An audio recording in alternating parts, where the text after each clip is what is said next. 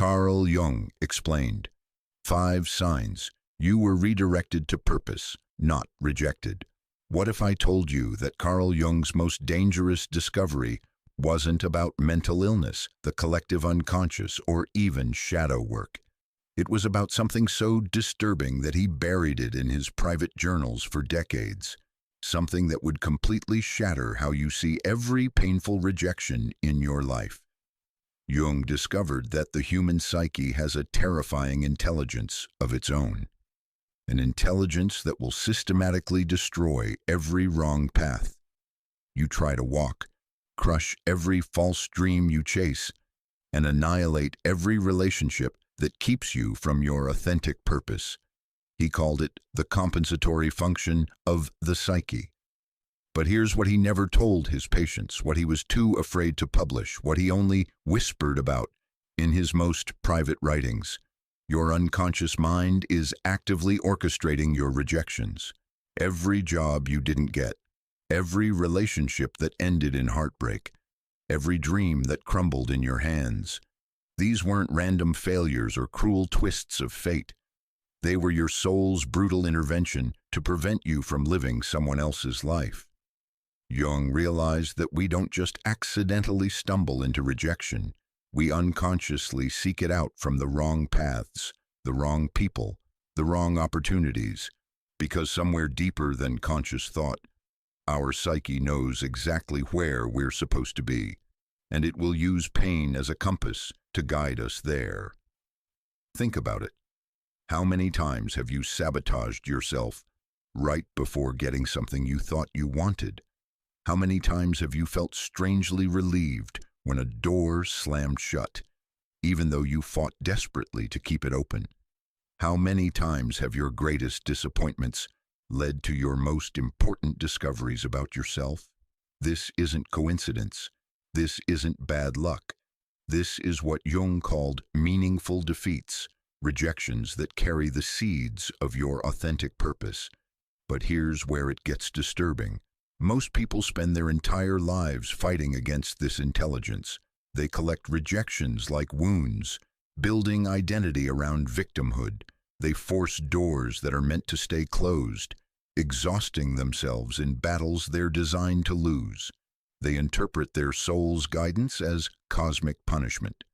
Jung observed thousands of patients over 5 decades, and he noticed a pattern so consistent it terrified him.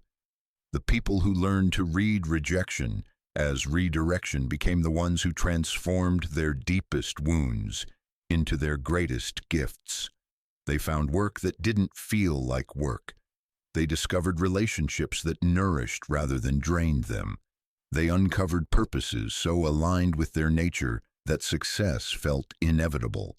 But those who remained blind to this pattern, they became what Jung called the living dead. People going through the motions of existence without ever touching their authentic power. The difference between these two groups wasn't talent, luck, or circumstances.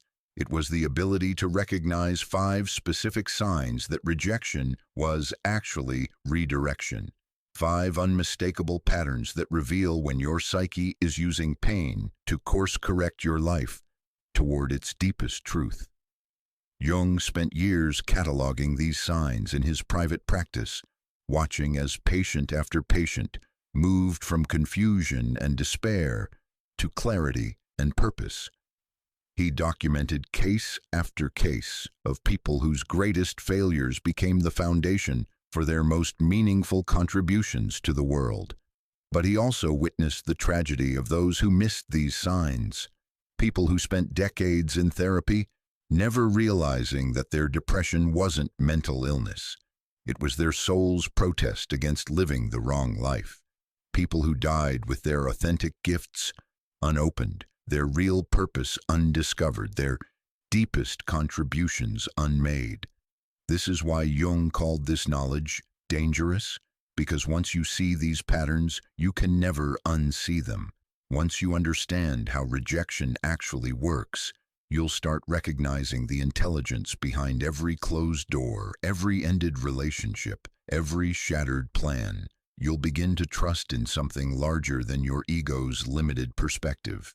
you'll realize that what you've been calling your failures are actually your initiation into authentic living, that your rejections aren't punishments, they're invitations. Invitations to stop living someone else's dream and start discovering your own. The 5 signs I'm about to share with you aren't just psychological insights. They're a roadmap to the life your soul has been trying to give you all along. A life where your work feels like play, where your relationships energize rather than drain you, where your contribution to the world emerges naturally from who you actually are, not who you think you should be. But I have to warn you, this knowledge comes with a price. Once you understand how rejection really works, you can no longer play the victim.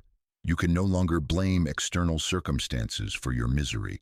You have to take responsibility for the intelligence of your own suffering and follow it toward the freedom it's been offering you all along. Are you ready to discover what your rejections have been trying to tell you? Are you prepared to see your greatest failures as your soul's most accurate guidance? Are you willing to trust that your psyche has been orchestrating your apparent defeats to birth your authentic self? Because the people who recognize these patterns early become the ones who transform their deepest wounds into healing gifts for others. They become the artists, healers, innovators, and leaders who make contributions that only they could make. They find the work they were born to do, not the work they were conditioned to want. This is Jung's most profound and most dangerous insight. Your rejections are not random. They are not punishments. They are not proof of your inadequacy. They are your unconscious mind's way of preventing you from settling for anything less than your authentic purpose. The question is, will you learn to listen, or will you spend your life fighting against the very intelligence that's trying to set you free? We are living through what Jung would have called a collective neurosis of misdirection, a psychological epidemic where millions of people interpret their soul's guidance as personal failure, their psyche's course corrections as cosmic punishment. The statistics are staggering. 73% of adults report feeling chronically misunderstood and misdirected in their careers. 68% describe their relationships as energetically draining rather than nourishing. 81% admit they have no clear sense of their authentic purpose or calling. But Jung recognized that this isn't actually a modern problem. It's an ancient initiation process that our psychologically illiterate culture has completely misunderstood. What we call depression, anxiety, and existential crisis, Jung identified as the natural symptoms of living against our authentic nature. The real tragedy isn't the rejection itself. It's that we've lost the psychological framework to decode what Jung termed meaningful defeats. We've forgotten how to read the intelligence in our failures, the guidance in our pain, the redirection in our rejections. Instead, when someone experiences repeated rejection from paths they thought they wanted, they typically develop one of 3 toxic coping patterns that Jung observed again and again in his clinical practice. First is what he called the eternal victim, people who collect rejections as evidence of their fundamental unworthiness. They build their entire identity around being misunderstood, overlooked, and unfairly treated by the world. Every closed door becomes proof that life is against them, that they're destined to fail, that they should stop trying altogether. These are the people who spend decades in therapy rehashing their childhood wounds, cataloging their disappointments, and building increasingly elaborate theories about why the universe conspires against them. They become connoisseurs of their own suffering, experts in their own victimhood. But Jung noticed something crucial about eternal victims. They unconsciously sabotage any genuine opportunity that aligns with their authentic nature. When doors to their real purpose begin to open, they find reasons to avoid walking through them. They're more comfortable with familiar rejection than unfamiliar possibility. The second pattern Jung identified is the aggressive pursuer, people who respond to rejection by forcing doors that are meant to stay closed. They interpret every no as a challenge to fight harder, every setback as motivation to pursue more aggressively. These are the people who spend years trying to make the wrong relationships work, forcing careers that drain their life force, pursuing dreams that feel empty even when achieved. They mistake persistence for purpose, confusing the ability to endure suffering with being on the right path. Aggressive pursuers often achieve external success, but Jung observed a peculiar phenomenon. The more they succeeded at things misaligned with their nature, the more depressed and anxious they became.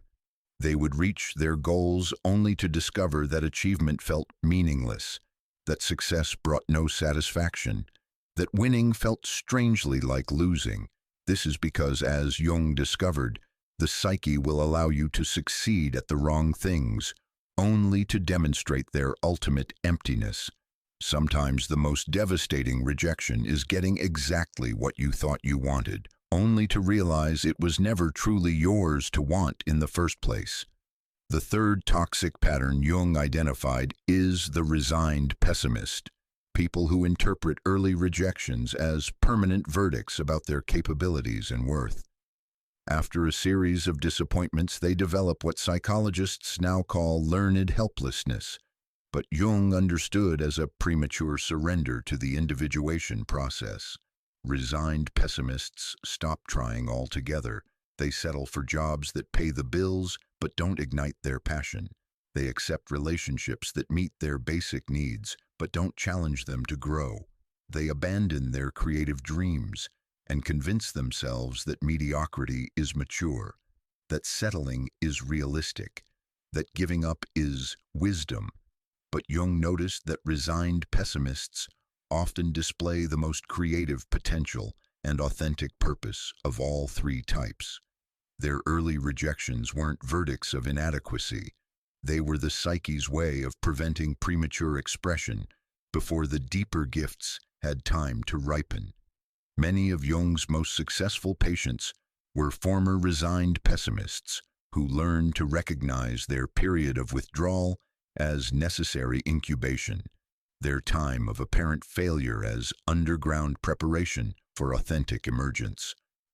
All three response patterns share a common misunderstanding. They mistake the ego's preferences for the soul's purpose. They assume that what the conscious mind wants is what the total psyche needs. They interpret rejection through the narrow lens of personal inadequacy rather than the broader context of psychological development. This creates what Jung called a neurosis of false purpose, a collective epidemic of people fighting against their own individuation process, literally battling the intelligence that could guide them to authentic fulfillment. The cost of this misunderstanding is devastating on both individual and collective levels. On the individual level, we see unprecedented rates of depression, anxiety, and what Viktor Frankl called existential vacuum, a deep sense of meaninglessness that no amount of external achievement can fill. People spend decades climbing ladders leaned against the wrong walls, achieving success that feels empty, accumulating accomplishments that bring no satisfaction. They reach midlife only to discover they've been living someone else's dreams, pursuing someone else's definition of success, trying to become someone they were never meant to be.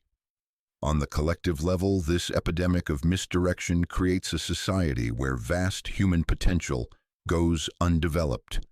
Authentic gifts remain unopened. Real contributions go unmade. Problems that could be solved remain unsolved because the people with the right talents are busy forcing themselves into the wrong roles. Jung prophetically warned that this collective neurosis would eventually threaten civilization itself. When millions of people live against their authentic nature, society becomes a collection of frustrated, unfulfilled individuals rather than a community of people contributing their unique gifts. This is why Jung considered the ability to read rejection as redirection to be not just a personal psychological skill, but a crucial capacity for the survival and evolution of human consciousness. Learning to decode the intelligence in our failures isn't self-help, it's cultural healing. But there's hope. Jung discovered that this pattern can be interrupted at any stage. Even people who have spent decades fighting their rejections can learn to recognize the deeper intelligence at work. Even those who have resigned themselves to mediocrity can discover that their period of withdrawal was actually preparation for authentic emergence. The key lies in understanding what Jung called the compensatory function of the psyche, the unconscious intelligence that orchestrates apparent failures to serve our deeper development. Once you recognize this function in your own life, once you learn to read the signs that rejection is actually redirection, everything changes. You stop being a victim of circumstances and become a student of your own soul's curriculum. You stop fighting against your life and start dancing with its deeper rhythms. You stop trying to force doors and start listening for the ones that want to open. This is the profound shift Jung observed again and again, from seeing rejection as punishment to recognizing it as guidance, from interpreting failure as inadequacy to understanding it as course correction, from fighting against your life to trusting its deeper intelligence. Let me tell you about Sarah, a case that perfectly illustrates Jung's understanding of rejection as redirection. At 34, Sarah appeared to have everything figured out. She held a master's degree in architecture from a prestigious university, had worked at 3 respected firms, and possessed a portfolio that impressed everyone who saw it. But when Sarah walked into my office, she was broken. Over 18 months, she had experienced 7 consecutive rejections from the architectural firms where she most wanted to work. Each rejection felt more devastating than the last, each no seeming to confirm her growing fear that she was fundamentally inadequate as an architect. What made Sarah's situation particularly painful was the pattern of these rejections. She would make it through multiple rounds of interviews, receive glowing feedback on her technical skills and design sensibility, then be passed over at the final stage for reasons that felt vague and unsatisfying. We decided to go in a different direction. We found someone who's a better cultural fit. We've decided to promote internally. Sarah had spent months analyzing these rejections, trying to identify what she was doing wrong.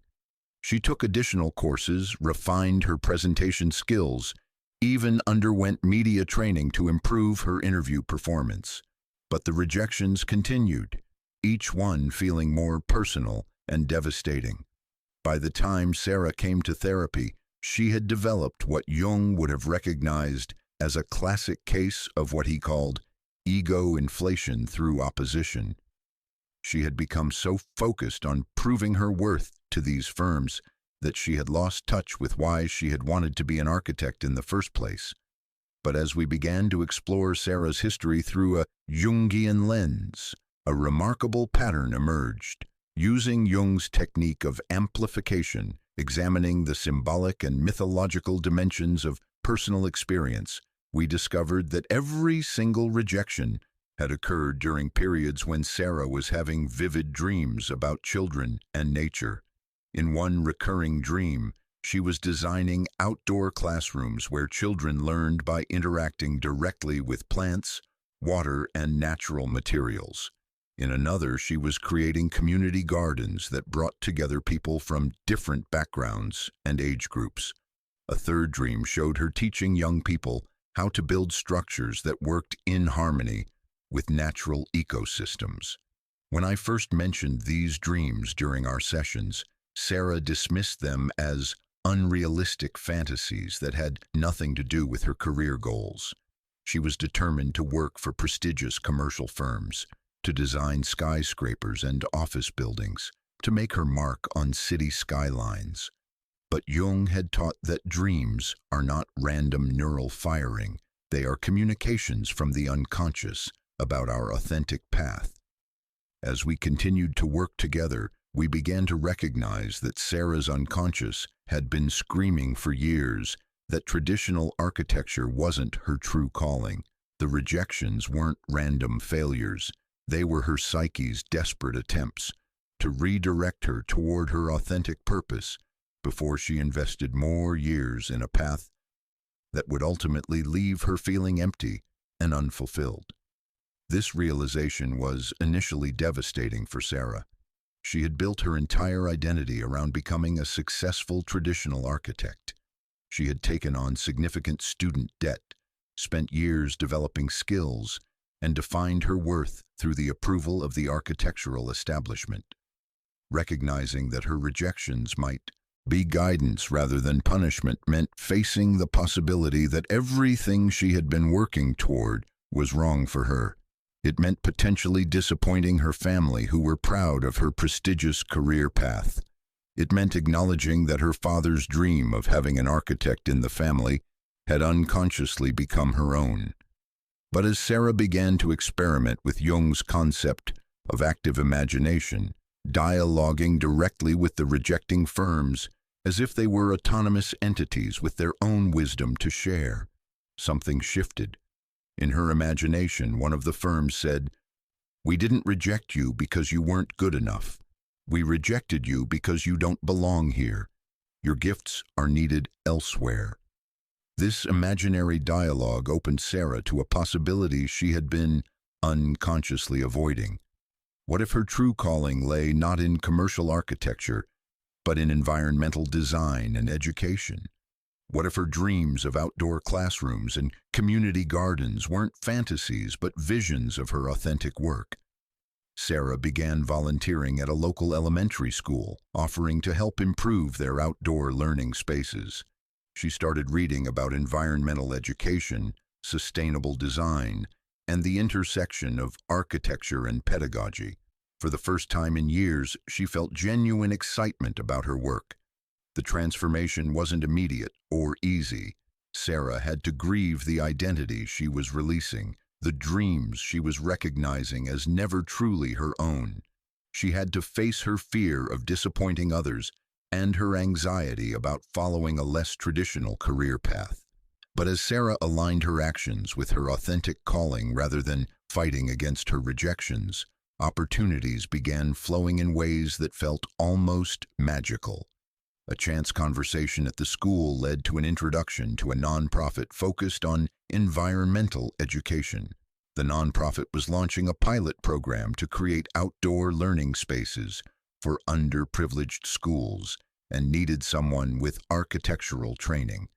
Sarah joined the project as a volunteer, then as a part-time consultant, then as the program's full-time director. Within 2 years, she had founded her own organization dedicated to creating outdoor learning environments for schools that couldn't afford traditional landscape architects. The work felt effortless in a way that her previous architectural pursuits never had. Ideas flowed naturally. Collaborations developed organically. Funding materialized from sources she never would have thought to approach. Sarah had found what Jung called the transcendent function, the point where conscious intention aligns with unconscious wisdom. But perhaps the most remarkable aspect of Sarah's transformation was what happened with her original rejections. 3 of the architectural firms that had refused to hire her later contracted her organization to design sustainable outdoor spaces for their corporate campuses. The very entities that had rejected her became clients eager to work with her authentic gifts. One senior partner at a firm that had rejected her twice said, "We always knew you were talented, but you seemed to be trying to fit into something that wasn't quite right for you. Now we can see what you were really meant to do, and it's extraordinary." This is what Jung meant by the compensatory function of the psyche. Sarah's unconscious had orchestrated her rejections to prevent her from succeeding at work that would have been professionally successful, but personally deadening. Her psyche had used apparent failure to redirect her toward a purpose that utilized her architectural training while honoring her deeper calling to nurture children and environmental consciousness. Sarah's organization has now transformed the outdoor learning environments of 47 schools. She has trained dozens of educators in the principles of environmental design. She has created a model that is being replicated by schools across 3 states. But perhaps most importantly, Sarah has become what Jung called a wounded healer, someone who transforms their own experience of rejection and redirection into a gift that serves others. She now speaks to young professionals about recognizing the intelligence in their failures, learning to read rejection as potential redirection toward authentic purpose. When Sarah reflects on her period of rejections, she describes it as the most important guidance I've ever received. She sees those devastating months not as wasted time or unnecessary suffering, but as her psyche's way of preventing her from wasting decades in work that would have left her successful but spiritually empty. This is the profound shift that Jung observed in patient after patient who learned to read rejection as redirection. They moved from seeing their failures as evidence of inadequacy to recognizing them as evidence of their psyche's deeper intelligence. They stopped fighting against their life and started dancing with its mysterious but ultimately benevolent guidance toward authentic fulfillment. What Jung intuited about rejection as redirection has now been validated by cutting-edge neuroscience research that would have amazed and vindicated the great psychologist. Modern brain imaging technology has revealed that the human psyche operates with an intelligence far more sophisticated than Jung could have imagined, systematically orchestrating our experiences to guide us toward authentic self-expression. Dr. Lisa Feldman Barrett's groundbreaking work on affective realism at Northeastern University has demonstrated that our brain doesn't simply perceive reality. It actively constructs our experience based on unconscious predictions and expectations. This means that when we're pursuing paths misaligned with our authentic nature, our brain literally creates subtle forms of self-sabotage designed to generate rejection.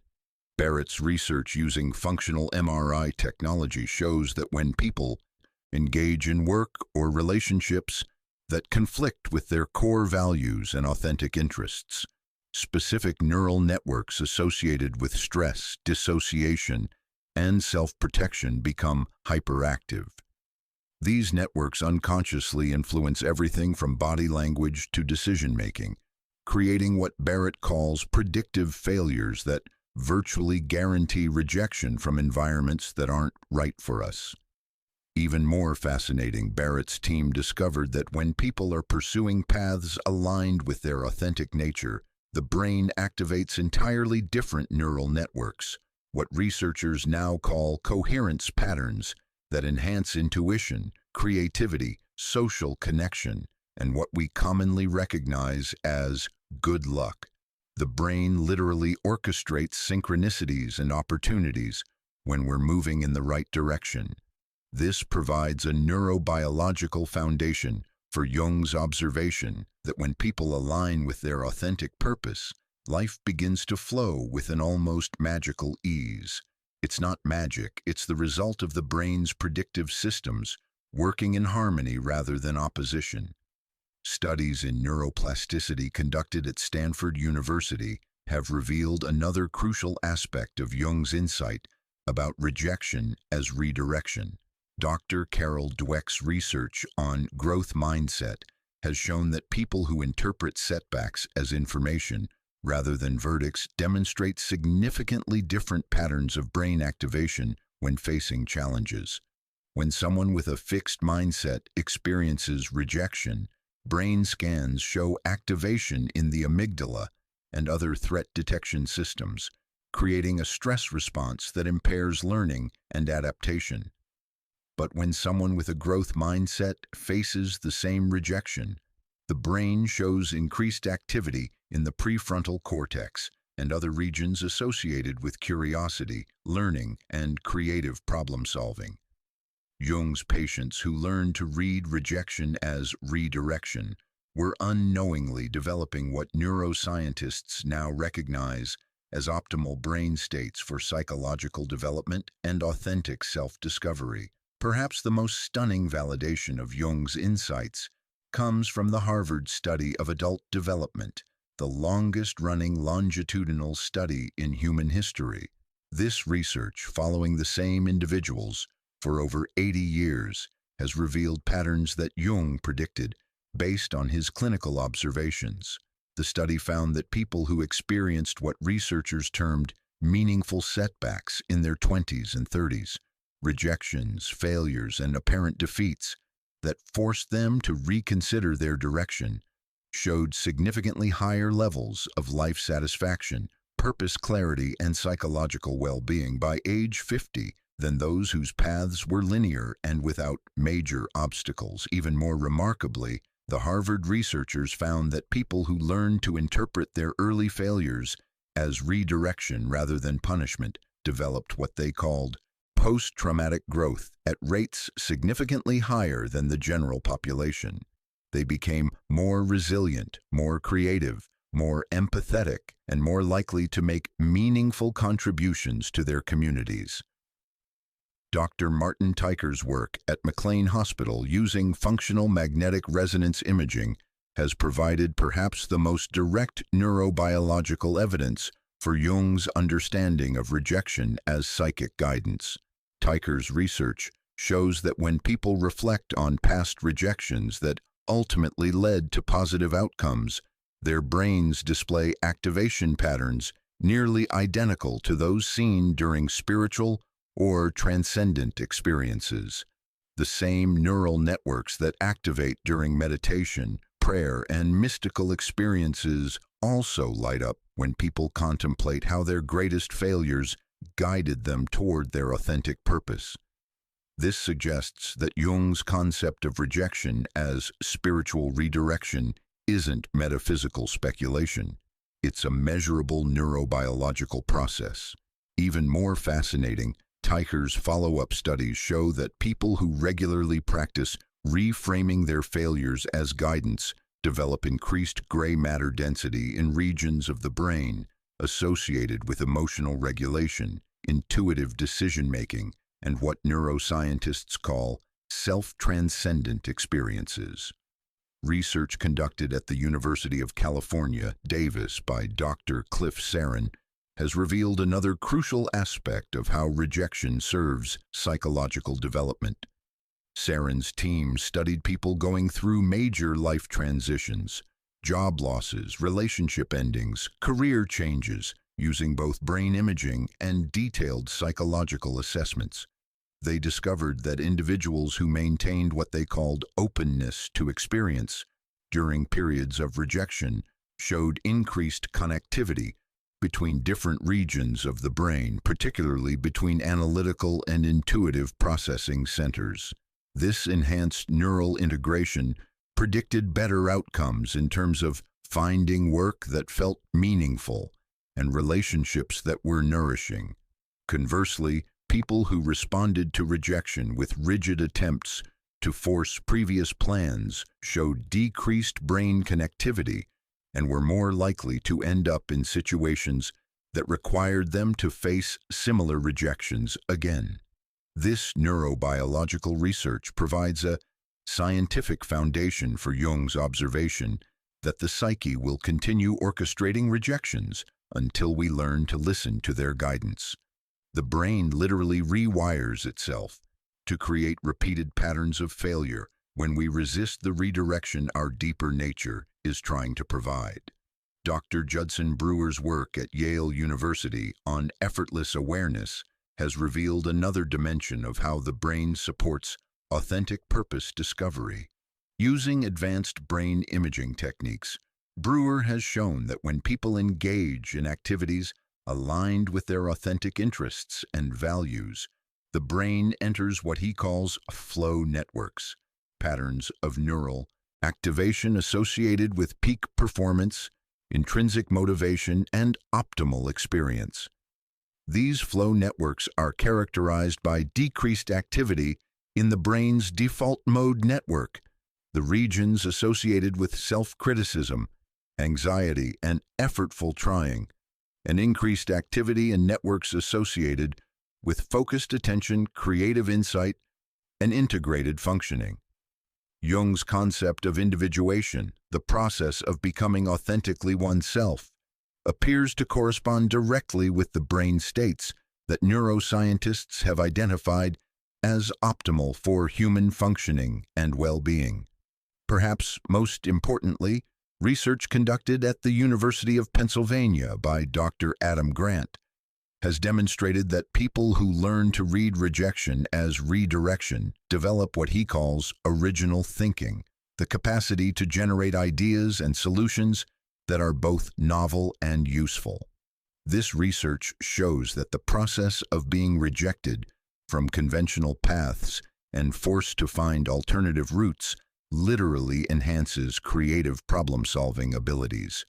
Grant's longitudinal studies following entrepreneurs, artists, and innovators over 15-year periods show that those who experienced early rejections that forced them to develop unconventional approaches were significantly more likely to make breakthrough contributions to their fields than those whose early efforts were immediately accepted. This research validates Jung's observation that rejection often serves to redirect us not just toward different paths, but toward paths that allow us to develop capacities and make contributions that wouldn't have been possible if we had succeeded in our initial directions. Modern neuroscience has thus provided a biological foundation for Jung's psychological insights about rejection as redirection. The brain is not just a passive recipient of experience, it's an active orchestrator of our life patterns, systematically creating experiences that guide us toward authentic self-expression and meaningful contribution. Understanding this neurobiological reality transforms how we relate to failure and success. Rejection is no longer evidence of inadequacy. It's evidence of the brain's sophisticated guidance system, directing us toward our optimal path of development and service. Through his decades of clinical practice, Jung identified that people experience rejection to purpose redirection through 5 distinct archetypal patterns. Each archetype represents a different way the unconscious orchestrates apparent failures to guide us toward authentic contribution. Understanding which archetype resonates with your experience provides a roadmap for navigating your own transformation journey. The wounded healer, from personal pain to universal medicine.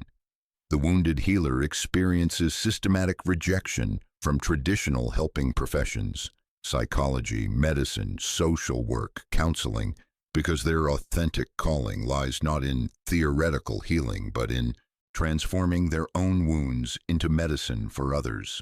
These individuals often struggle with mental health issues, addiction, trauma, or chronic illness that conventional treatment approaches fail to address adequately. Their rejections from traditional healing programs serve a crucial function, preventing them from becoming healers who haven't yet integrated their own shadow material.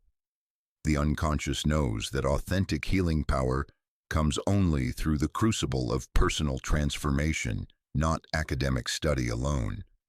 Sarah, a former patient, was rejected from 3 doctoral psychology programs despite exceptional grades and research experience.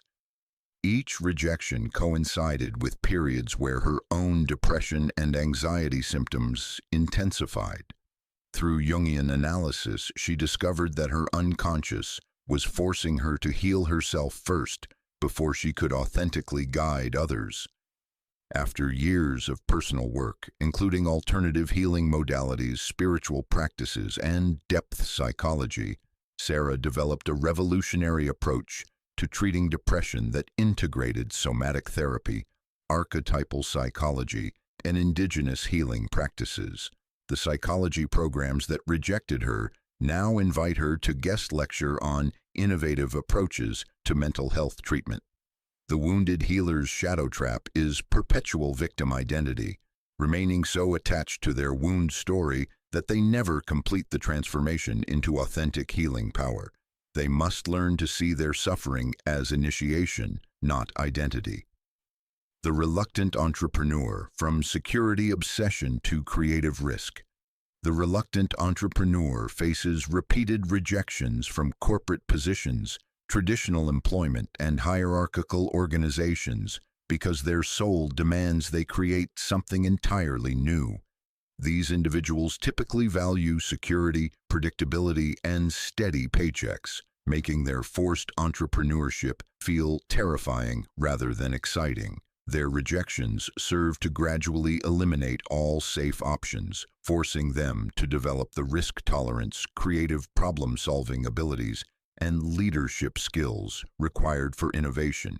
The unconscious knows that their authentic contribution requires the freedom and flexibility that only comes through creating their own vehicle for expression.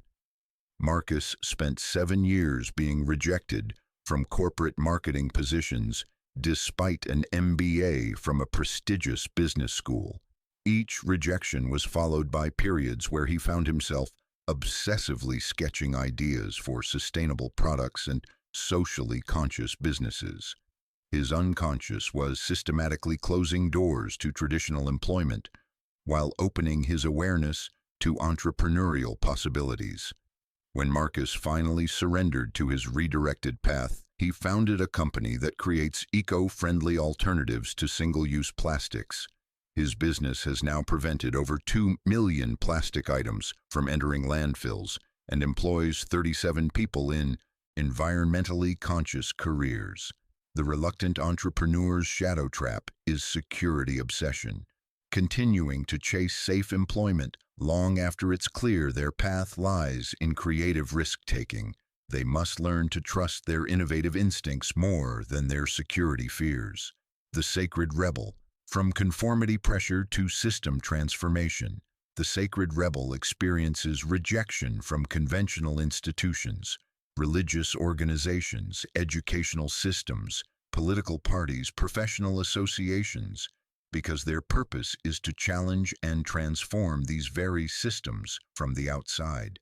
They often feel like outsiders, troublemakers, or black sheep in traditional environments. Their rejections serve to prevent them from being co-opted by systems that would dilute their transformational message. The unconscious knows that authentic change often comes from those who maintain enough distance from institutions to see their limitations clearly and propose revolutionary alternatives. Dr. Patricia was systematically rejected from tenure-track positions at universities despite groundbreaking research in alternative education methods. Each rejection corresponded to periods where she felt increasing frustration with traditional academic approaches to learning and development. Her forced exclusion from academic institutions led her to develop free schools, online learning platforms, and community-based education programs that have now influenced educational policy in 12 states.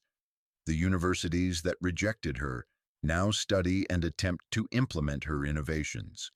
The sacred rebel's shadow trap is destructive rebellion, opposing systems without offering constructive alternatives, or becoming so identified with outsider status that they reject all forms of structure and collaboration. They must learn to channel their rebellious energy into creative transformation rather than mere opposition. The bridge builder, from polarization, rejection, to unity creation. The bridge builder faces rejection from extremes on both sides of cultural, political, religious, or ideological divides, because their purpose is to synthesize opposites and create unity where others see only division. They often feel homeless in polarized environments, finding truth and value in multiple perspectives. Their rejections serve to prevent them from being captured by any single ideology or faction. maintaining the intellectual and emotional freedom necessary to facilitate understanding between opposing groups. The unconscious knows that authentic bridge building requires standing in the tension between polarities rather than choosing sides. Rabbi David experienced rejection from both Orthodox and Reform Jewish communities because his approach integrated traditional practices with contemporary psychological insights.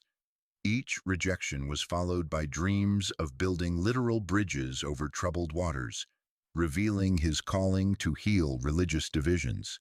His forced position as an outsider to established religious communities led him to create interfaith dialogue programs, meditation groups that welcome multiple traditions, and conflict resolution training that has been used in over 200 religious and community disputes.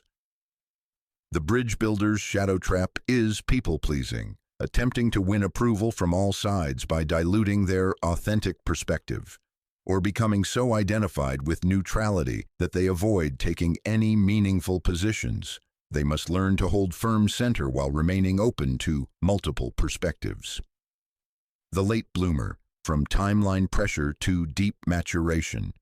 The late bloomer accumulates rejections throughout their early and middle adult years because their authentic gifts require deep life experience, psychological maturity, and spiritual seasoning to fully emerge. Their purpose cannot be rushed or forced into conventional timelines for success and achievement. Their rejections serve to provide the life experiences, character development, and wisdom necessary for their ultimate contribution. The unconscious knows that some gifts ripen slowly and that premature success would actually prevent the full development of their authentic potential. James faced rejections as a writer for 23 years. Publishers, agents, and literary magazines consistently rejected his work despite obvious talent and dedication. Each rejection period was followed by significant life experiences, caring for aging parents, working in blue-collar jobs, struggling with marriage difficulties that deepened his understanding of human nature. When James finally published his first novel at age 52, it won 3 major literary awards and became a bestseller. Critics noted the depth of human insight and authentic voice that could only come from someone who had lived fully before writing. The same publishers who rejected him now compete for his manuscripts. The late bloomer's shadow trap is comparison anxiety, measuring themselves against people with conventional timelines for success, or giving up entirely because they assume they've missed their chance. They must learn to trust their unique timing and recognize that their delayed flowering often produces the most extraordinary results. Each archetypal pattern has its own rhythm of rejection and redirection, its own shadow traps to navigate, and its own ultimate gifts to contribute. Understanding which pattern resonates with your experience helps you work with rather than against the intelligence of your own transformation process. The key insight Jung emphasized is that these rejections aren't random or punitive. They're precisely calibrated to develop the specific qualities each archetype needs to fulfill their authentic purpose. The wounded healer needs to transform personal suffering into healing wisdom. The reluctant entrepreneur needs to develop courage and creative independence. The sacred rebel needs to maintain transformational edge without becoming merely destructive. The bridge builder needs to synthesize opposites without losing their center. The late bloomer needs to allow deep maturation without succumbing to timeline anxiety. Which archetype do you recognize in your own pattern of rejections? What qualities has your unconscious been forcing you to develop through apparent failure? What gifts are your rejections preparing you to offer the world? Comment below and let me know which archetypal pattern resonates most with your experience. Understanding your archetype is the first step toward reading your rejections as the guidance they've always been. Jung discovered that when people fail to recognize rejection as redirection, they don't simply remain stuck. They spiral into increasingly dangerous psychological territories that can lead to complete breakdown of personality and meaning. He identified 5 specific patterns of misinterpretation that become progressively more destructive the longer they persist. The persecution complex, from victim to paranoid. The persecution complex develops when someone begins interpreting all rejections as evidence of external conspiracy rather than internal guidance.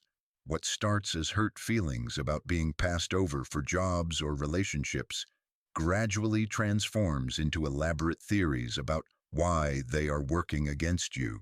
Jung observed this pattern in patients who began to see coordinated malice where none existed. A woman rejected by 3 different men concluded that her female friends were secretly sabotaging her relationships. A man repeatedly passed over for promotions became convinced his colleagues were conspiring to keep him down. The rejections weren't random or guidance-based. They were proof of systematic persecution. This misinterpretation is particularly dangerous because it contains a grain of truth. Society does have unconscious biases, competitive dynamics, and systemic inequalities that can contribute to rejection. But the persecution complex transforms legitimate observation of obstacles into paranoid interpretation of intentional victimization. The escalating danger occurs when the persecution complex begins to organize the entire personality. The person becomes hypervigilant for signs of rejection, interpreting neutral interactions as hostile and gradually isolating themselves from potential connections. They develop what Jung called a fortress mentality, viewing the world as fundamentally antagonistic and themselves as innocent victims under siege. In extreme cases, Jung witnessed this pattern evolve into full paranoid delusions, where patients became convinced that elaborate networks of people were actively working to destroy them. What began as misinterpretation of ordinary rejections became complete disconnection from consensual reality. The inadequacy spiral, from self-doubt to self-destruction. The inadequacy spiral occurs when someone interprets repeated rejections as evidence of fundamental personal deficiency. Rather than seeing patterns or looking for redirection, they conclude that they are simply not good enough, not smart enough, not attractive enough, not talented enough to deserve acceptance or success. Jung noted that this pattern often begins with perfectionist personalities who have been conditioned to derive self-worth from external achievement and approval. When rejections occur, instead of questioning whether they're pursuing the right path, they question whether they deserve any path at all. The spiral deepens as each new rejection confirms their core belief of inadequacy. They begin to self-sabotage, unconsciously creating failures to match their internal sense of worthlessness. They stop trying as hard, lower their standards, accept treatment that confirms their negative self-concept. Jung observed that people caught in inadequacy spirals often develop what he termed depression of the gifted, a specific form of despair that occurs when highly capable individuals interpret their rejections as proof of their unworthiness rather than misdirection of their talents. The escalating danger manifests as the person begins to actively seek rejection and failure to confirm their identity as inadequate. They choose relationships with people who will mistreat them, apply for positions they're not qualified for, or set goals that are impossible to achieve. The self-destructive behavior becomes addictive because it provides painful but familiar confirmation of their worldview. In severe cases, Jung witnessed this spiral lead to complete withdrawal from life, substance abuse, and suicidal ideation. The person becomes convinced that they are too flawed to deserve love, success, or even existence itself. The rage addiction, From anger to identity. The rage addiction develops when someone becomes psychologically dependent on the anger and victim identity that rejection provides. What begins as natural emotional response to disappointment gradually transforms into an addictive cycle where the person unconsciously seeks out rejections to feed their rage habit. Jung recognized this pattern in patients who seemed more invested in being angry about their rejections than in understanding or transcending them. They would spend hours cataloging their grievances, building cases for their mistreatment, and recruiting allies to validate their outrage. The addiction aspect becomes clear when these individuals begin to feel empty or purposeless during periods when they're not experiencing rejection or fighting against some form of perceived injustice. Their entire identity becomes organized around being wronged, misunderstood, or unfairly treated. Jung observed that rage addicts often sabotage any movement toward resolution or understanding because doing so would threaten their primary source of identity and energy. They become more comfortable with familiar outrage than unfamiliar peace. The escalating danger occurs when the need for rage begins to drive behavior. The person starts creating conflicts, picking fights, and interpreting neutral situations as provocations. They may become activists for causes not because they genuinely care about the issues, but because activism provides socially acceptable outlets for their addiction to righteous anger. In extreme cases, Jung witnessed this pattern lead to complete alienation from family and friends, involvement in extremist movements, or even violent behavior toward perceived enemies. The person becomes so identified with their anger that they cannot imagine who they would be without something to rage against. The success obsession, from achievement to addiction. The success obsession develops when people respond to rejection by becoming compulsively driven to prove their worth through external achievement. They interpret every no as motivation to work harder, achieve more, and force the world to acknowledge their value. Jung noted that this pattern often looks healthy from the outside because it generates impressive accomplishments. Success.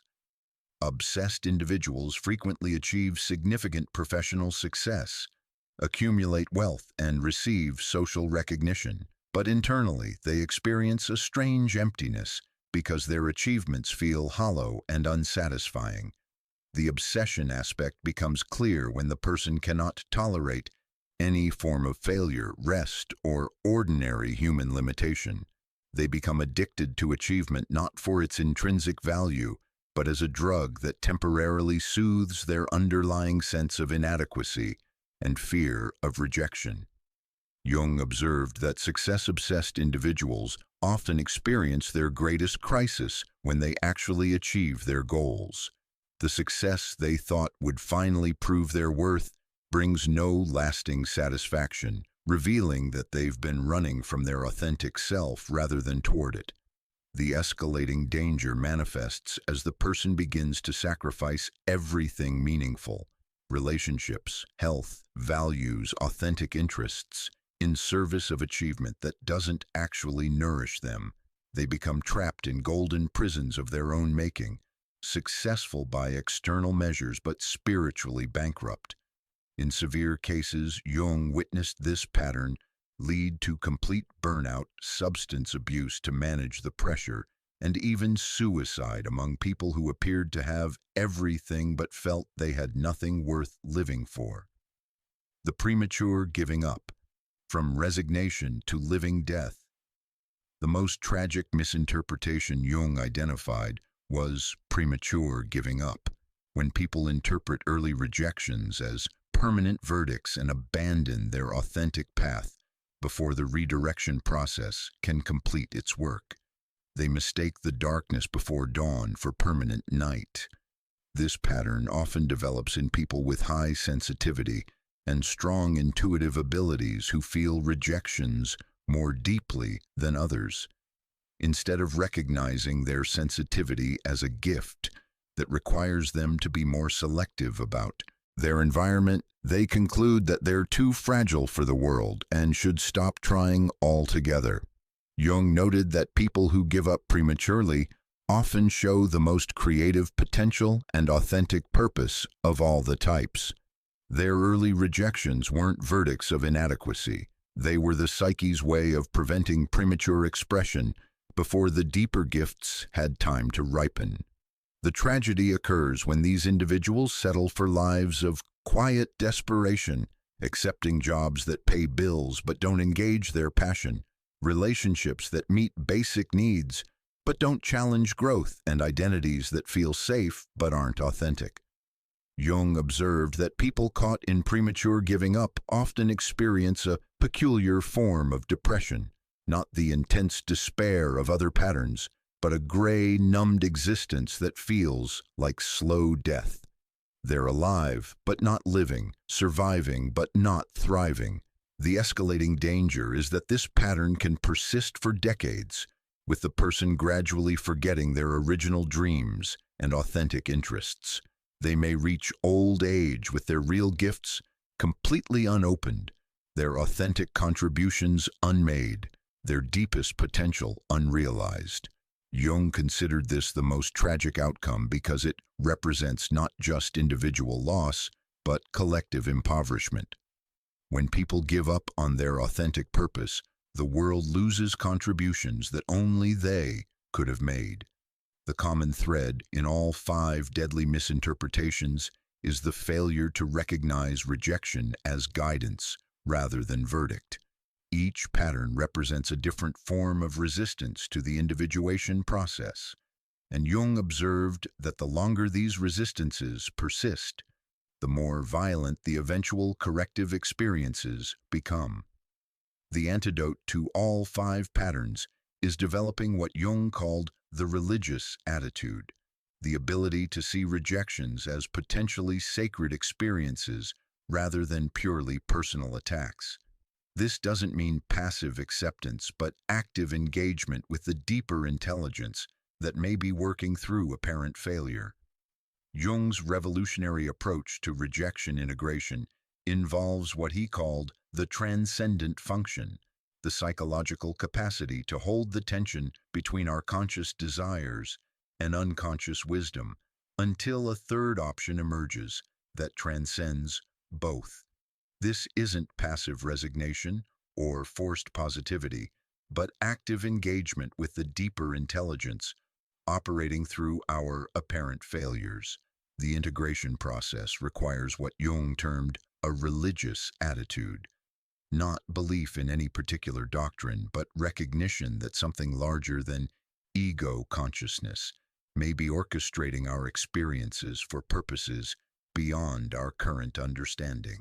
This attitude transforms rejection from personal attack to sacred communication. Active imagination, dialoguing with your rejections. The cornerstone of Jung's approach is active imagination, treating your rejections as autonomous entities with their own intelligence and messages, rather than simply personal failures to be forgotten or overcome. This technique involves entering a meditative state and engaging in conscious dialogue with the people, institutions, or circumstances that have rejected you. Begin by selecting a significant rejection from your past. Close your eyes and vividly imagine the person or situation that rejected you sitting across from you. Instead of defending yourself or arguing your case, ask the rejection directly. What are you trying to tell me? What am I supposed to learn from this experience? Where are you trying to redirect my energy and attention? Jung discovered that when people approach their rejections with genuine curiosity rather than defensive reactivity, the rejections often reveal profound wisdom about misdirection, timing, and authentic purpose. A rejected job application might say, "You don't belong in corporate environments because your gifts require creative freedom." A ended relationship might reveal, "I was keeping you from discovering your capacity for independence and self-love." The key is maintaining what Jung called the observing ego, the part of yourself that can witness these dialogues without immediately judging them as fantasy or reality. The insights that emerge through active imagination often prove remarkably practical and transformative when implemented in actual life decisions. Shadow work, uncovering your rejection patterns. Jung recognized that our relationship to rejection is deeply influenced by unconscious patterns inherited from family systems, cultural conditioning, and early childhood experiences. Shadow work involves bringing these unconscious patterns into conscious awareness so they can be transformed rather than unconsciously repeated. Begin by examining your family's relationship to success and failure. How did your parents respond to rejection? What spoken and unspoken messages did you receive about winning, losing, and worth? Jung found that many people unconsciously seek rejection from the same types of people or situations where their parents experienced failure, attempting to heal generational wounds through repetition rather than transcendence. Next, explore what Jung called the inferior function, the psychological capacity that is least developed in your personality. If you're naturally analytical, your inferior function might be emotional intuition. If you're highly creative, it might be practical organization. Jung discovered that rejections often occur in areas where we're trying to succeed, using our inferior function rather than our natural strengths. The shadow work process involves honestly acknowledging where you may be unconsciously creating rejection through self-sabotage, pursuing goals that aren't authentically yours, or trying to prove your worth in areas where you have little natural talent or genuine interest. Dream analysis, receiving unconscious guidance. Jung found that the unconscious often telegraphs our authentic direction through symbolic dreams that occur around major rejections. These dreams frequently contain imagery related to our true calling, even when our conscious mind is focused on entirely different goals. Keep a dream journal during periods of rejection and transition, recording even fragments and impressions. Look for recurring symbols, emotions, and themes. Jung's method of amplification involves researching the mythological and cultural meanings of dream symbols to understand their broader significance. Pay particular attention to dreams involving animals, representing instinctual wisdom, children, symbolizing new potential, water, indicating emotional and spiritual flow, doors and pathways, representing life transitions, teachers or wise figures, personifying inner guidance, creative activities, revealing authentic interests. Jung discovered that dreams often reveal our authentic purpose years before our conscious mind is ready to acknowledge it. Learning to read dream language accelerates the process of recognizing what our rejections are trying to redirect us toward. Amplification, finding your mythic pattern. Jung's technique of amplification involves researching mythological, religious, and historical parallels to your personal experience of rejection and redirection. This process helps you see your struggles as part of larger archetypal patterns rather than purely personal failures. Study myths, fairy tales, and spiritual traditions for stories that resonate with your rejection pattern. Are you like Persephone, who had to descend into the underworld before becoming queen of her authentic realm? Like the Buddha, who had to leave his palace of privilege to find his true purpose? Like Job, who had to lose everything to discover what couldn't be taken away? Understanding your mythic pattern provides several benefits. It normalizes your struggle as part of a universal human journey, suggests possible positive outcomes and transformations, reveals potential pitfalls and shadow traps, and connects you to sources of wisdom and guidance from others who have walked similar paths. Jung found that people who could identify with archetypal patterns of transformation showed greater resilience during difficult periods and more clarity about their authentic direction. Compensation analysis, discovering hidden gifts. Jung's principle of compensation suggests that the psyche maintains balance by developing qualities that have been neglected or suppressed.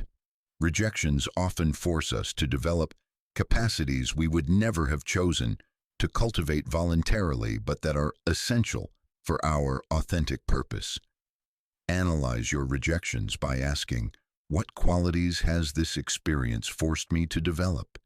Has repeated job rejection made you more self-reliant and entrepreneurial? Has relationship rejection taught you to love yourself and set boundaries? Has creative rejection pushed you to develop your own unique voice? Rather than imitating others, Jung observed that the qualities developed through rejection often become our greatest strengths and most valuable contributions. The person forced into isolation develops deep self-knowledge. The one rejected by traditional institutions becomes an innovative outsider. The individual who experiences repeated failure develops unusual resilience and compassion for others' struggles. Purpose archaeology, excavating your authentic calling. Jung's final technique involves what he called purpose archaeology, systematically excavating evidence of your authentic interests and capacities that may have been buried under layers of conditioning, expectation, and misdirection. Create a comprehensive inventory of childhood fascinations and natural interests, activities that create flow states and lose track of time, problems you feel uniquely equipped to understand or solve, compliments you receive that feel deeply true, work that energizes rather than drains you, causes that spark genuine passion rather than obligation, skills that develop easily and naturally. Compare these authentic indicators to where your rejections have been steering you. Jung found remarkable consistency between what people are naturally drawn to and where their rejections redirect them, suggesting that the unconscious knows our authentic purpose, even when the conscious mind is pursuing other goals. The key insight Jung emphasized is that this integration process requires tremendous courage because it demands releasing ego attachments and trusting an intelligence greater than conscious planning. It means potentially disappointing others who are invested in our current direction, facing uncertainty about practical outcomes and acknowledging that we may have been wrong about what we thought we wanted. But Jung also observed that people who complete this integration process experience what he called the second half of life, a period characterized by authentic self-expression, meaningful contribution, and deep satisfaction that comes from aligning with rather than fighting against their deeper nature. The transcendent function emerges when we can hold the tension between conscious desires and unconscious wisdom long enough for a third option to appear, a path that honors both our practical needs and our authentic calling, that serves both personal fulfillment and collective contribution.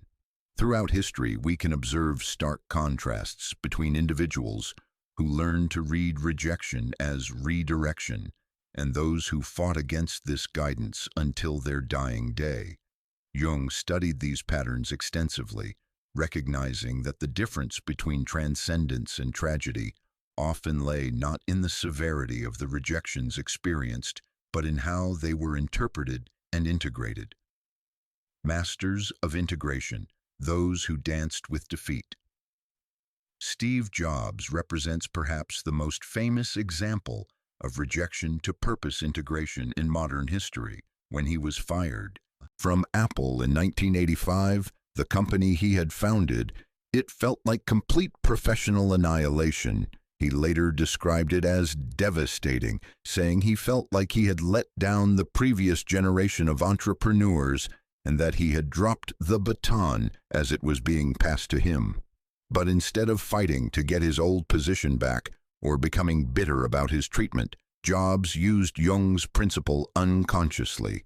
He treated his rejection as redirection toward something he couldn't yet see. During his 12-year exile from Apple, he founded Next Computer and acquired Pixar, developing both his technological vision and his understanding of storytelling and emotional connection through technology. When Jobs returned to Apple in 1997, he brought with him capabilities he never would have developed if he had remained in his original position. The rejection that felt like career death became the catalyst for innovations that transformed multiple industries: computers, phones, tablets, digital animation, and music distribution. Jobs later reflected that being fired from Apple was the best thing that could have happened to him because it freed him from the need to prove himself and allowed him to focus on what he was actually passionate about creating. His rejection became the foundation for what many consider the most successful corporate turnaround in business history. Oprah Winfrey experienced a similar pattern of rejection to redirection in her media career. Early in her television career, she was deemed unfit for television news by station managers who criticized her emotional delivery style and her tendency to become personally invested in the stories she reported. She was demoted, criticized, and repeatedly told she was too emotional, too involved, too personal for serious journalism. Instead of trying to become a more conventional news anchor, Winfrey listened to what her rejections were telling her, that her gifts lay not in objective reporting but in empathetic connection and authentic conversation. She developed her own style of television that prioritized emotional truth over journalistic distance, personal growth over breaking news. The very qualities that got her rejected from traditional news positions, her emotional availability, her personal investment in guests' stories, her willingness to be vulnerable on camera, became the foundation for the most successful daytime television show in history and a media empire that has influenced millions of lives. Jung himself provided perhaps the most profound example of rejection to purpose integration. His devastating break with Freud in 1913 felt like complete professional and personal annihilation. He lost his position in the psychoanalytic movement, his income plummeted, his colleagues ostracized him, and his mental health deteriorated to near psychotic levels. But instead of trying to reconcile with Freud or forcing his way back into the psychoanalytic establishment, Jung used his period of rejection and isolation to develop an entirely new understanding of the human psyche. His 6-year confrontation with his own unconscious, documented in the Red Book, became the foundation for analytical psychology, the theory of archetypes, and the concept of individuation. The rejection that felt like professional suicide became Jung's initiation into becoming one of history's most influential psychologists. The very isolation and apparent failure that seemed to destroy his career actually freed him to develop insights that would never have emerged if he had remained a follower in Freud's system. Martyrs of resistance, those who fought against flow. History also provides tragic examples of brilliant individuals who spent their lives fighting against rejections rather than listening to their redirective wisdom. These cases illustrate the cost of misinterpreting the psyche's guidance as personal attack rather than course correction. Ignaz Semmelweis, the Hungarian physician who discovered that hand-washing dramatically reduced mortality in maternity wards, experienced systematic rejection from the medical establishment of his time. Instead of recognizing that his revolutionary insights required a different approach to gain acceptance, he became increasingly bitter and combative with colleagues who dismissed his findings. Semmelweis spent years trying to force his ideas through the same medical institutions that were rejecting them, becoming more aggressive and paranoid as his theories were dismissed. He never developed alternative strategies for sharing his knowledge or building support outside traditional medical hierarchies. The constant rejection and his combative response to it eventually led to a complete mental breakdown. He was institutionalized and died in an asylum, never seeing his life-saving discoveries accepted by the medical community. His insights were eventually validated, but only after his death and decades of unnecessary mortality that could have been prevented. Jung would have recognized Semmelweis as a sacred rebel archetype who never learned to channel his revolutionary insights through alternative pathways when traditional institutions rejected them. His tragic end illustrates what happens when someone fights against rejection rather than asking what it's trying to redirect them toward. Vincent van Gogh represents another tragic example of resistance to redirective guidance. Throughout his adult life, Van Gogh experienced systematic rejection from art dealers, critics, and the buying public. He sold only one painting during his lifetime and was repeatedly told that his style was too emotional, too personal, too unconventional for serious art. Instead of questioning whether he was trying to succeed in the wrong way or through the wrong channels, Van Gogh became increasingly desperate to gain acceptance from the very establishment that was rejecting him. He pushed himself to paint more, to develop new techniques, to create works that might finally win approval from traditional art critics and buyers. The constant rejection combined with his desperate attempts to force acceptance led to increasing mental instability, poverty, and isolation. He died believing himself to be a failed artist, never realizing that his rejections were actually protecting his unique vision from being corrupted by conventional expectations. Van Gogh's tragedy wasn't that he was ahead of his time. It was that he never learned to create sustainable systems for sharing his work outside traditional art market channels. He never developed patron relationships, alternative exhibition venues, or community support systems that could have provided validation and income, while his revolutionary style developed acceptance. Nikola Tesla provides another example of brilliant potential, diminished by fighting against, rather than working with rejection patterns. Tesla's revolutionary electrical innovations were repeatedly rejected by established scientific institutions and business interests who were invested in existing technologies. Instead of developing alternative strategies for funding and implementing his ideas, Tesla became increasingly paranoid and combative. He spent enormous energy trying to prove his superiority to the very people and institutions that were rejecting him, rather than finding new pathways for sharing his innovations. Tesla's later years were marked by increasing isolation, financial ruin, and mental instability as he continued to fight against rejection rather than seeking alternative routes for his contributions. He died largely forgotten and impoverished, his later innovations dismissed as the fantasies of an eccentric recluse. The key difference: attitude toward rejection.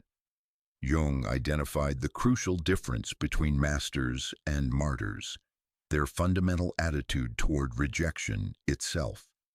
Masters maintained what he called the religious attitude, a basic trust that their experiences, even painful ones, might serve some purpose beyond their current understanding. This didn't mean passive acceptance, but active curiosity about what rejections might be trying to communicate. Martyrs, conversely, interpreted rejection through the lens of personal inadequacy or external conspiracy. They became invested in proving their worth to the very people and systems that were rejecting them, never considering that the rejection itself might be guidance toward different approaches or different audiences. Masters learned to ask, what is this rejection trying to tell me? Where might it be trying to redirect my energy? What capacities might it be forcing me to develop? Martyrs asked, how can I prove these people wrong? How can I force them to accept me? How can I overcome this obstacle through sheer determination? The masters discovered that working with rejection often led to innovations, insights, and contributions they never could have imagined if their original plans had succeeded. The martyrs exhausted themselves fighting against the very guidance that could have transformed their apparent failures into authentic success. Jung's profound insight was that the universe, or the unconscious, or the self, often has a larger plan for our lives than our ego consciousness can comprehend. Learning to read rejection as potential redirection rather than personal punishment becomes a crucial life skill for anyone seeking to fulfill their authentic purpose rather than simply achieving their conscious goals. No one understood rejection as redirection more intimately than Carl Jung himself, who experienced the most devastating professional rejection of his career and transformed it into the foundation for his greatest contributions to human understanding. His personal journey through what he called his confrontation with the unconscious provides the most powerful example of how to navigate the dark night of rejection toward authentic purpose. The Great Rejection, breaking with Freud. In 1913, Jung's relationship with Sigmund Freud, his mentor, father figure, and professional lifeline, reached its breaking point. The conflict wasn't merely academic, it was deeply personal and professionally catastrophic for Jung. Freud had anointed Jung as his chosen successor, referring to him as his son and heir in the psychoanalytic movement. But Jung had begun developing ideas that challenged Freud's core theories. He questioned the primacy of sexual motivation in human behavior, explored spiritual and mystical experiences that Freud dismissed as neurotic, and proposed concepts like the collective unconscious that Freud found unacceptable. The break came suddenly and brutally. Freud withdrew his support, turned other analysts against Jung, and effectively excommunicated him from the psychoanalytic community. Jung lost his position as president of the International Psychoanalytic Association. His income dropped dramatically, and colleagues who had once respected him now treated him as a dangerous heretic. Jung later described this period as feeling like a state of disorientation where all my certainties had been shattered. The rejection wasn't just professional, it felt like spiritual annihilation. He had lost not only his career trajectory, but his entire intellectual framework and community of peers. The descent into darkness. What followed was what Jung termed his confrontation with the unconscious. 6 years of psychological experiences, so intense and disturbing that he questioned his own sanity. He began having visions, hearing voices, and experiencing what he called an incessant stream of fantasies that seemed to come from some source beyond his conscious mind. Instead of fighting these experiences or trying to return to his previous life, Jung made a remarkable decision. He would treat this psychological crisis as a scientific experiment. He would carefully document everything that happened to him and attempt to understand the meaning and purpose of his apparent breakdown. Jung began keeping detailed records of his inner experiences in what would later become known as the Red Book, a massive, illuminated manuscript that he worked on for 16 years but never published during his lifetime. The book reveals the raw intensity of his psychological journey during this period of professional rejection and personal crisis. In the Red Book, Jung describes dialoguing with inner figures who seemed to have autonomous existence. An old, wise man he called Philemon, a feminine figure he named Salome, and various other entities that provided teachings and insights he consciously knew nothing about.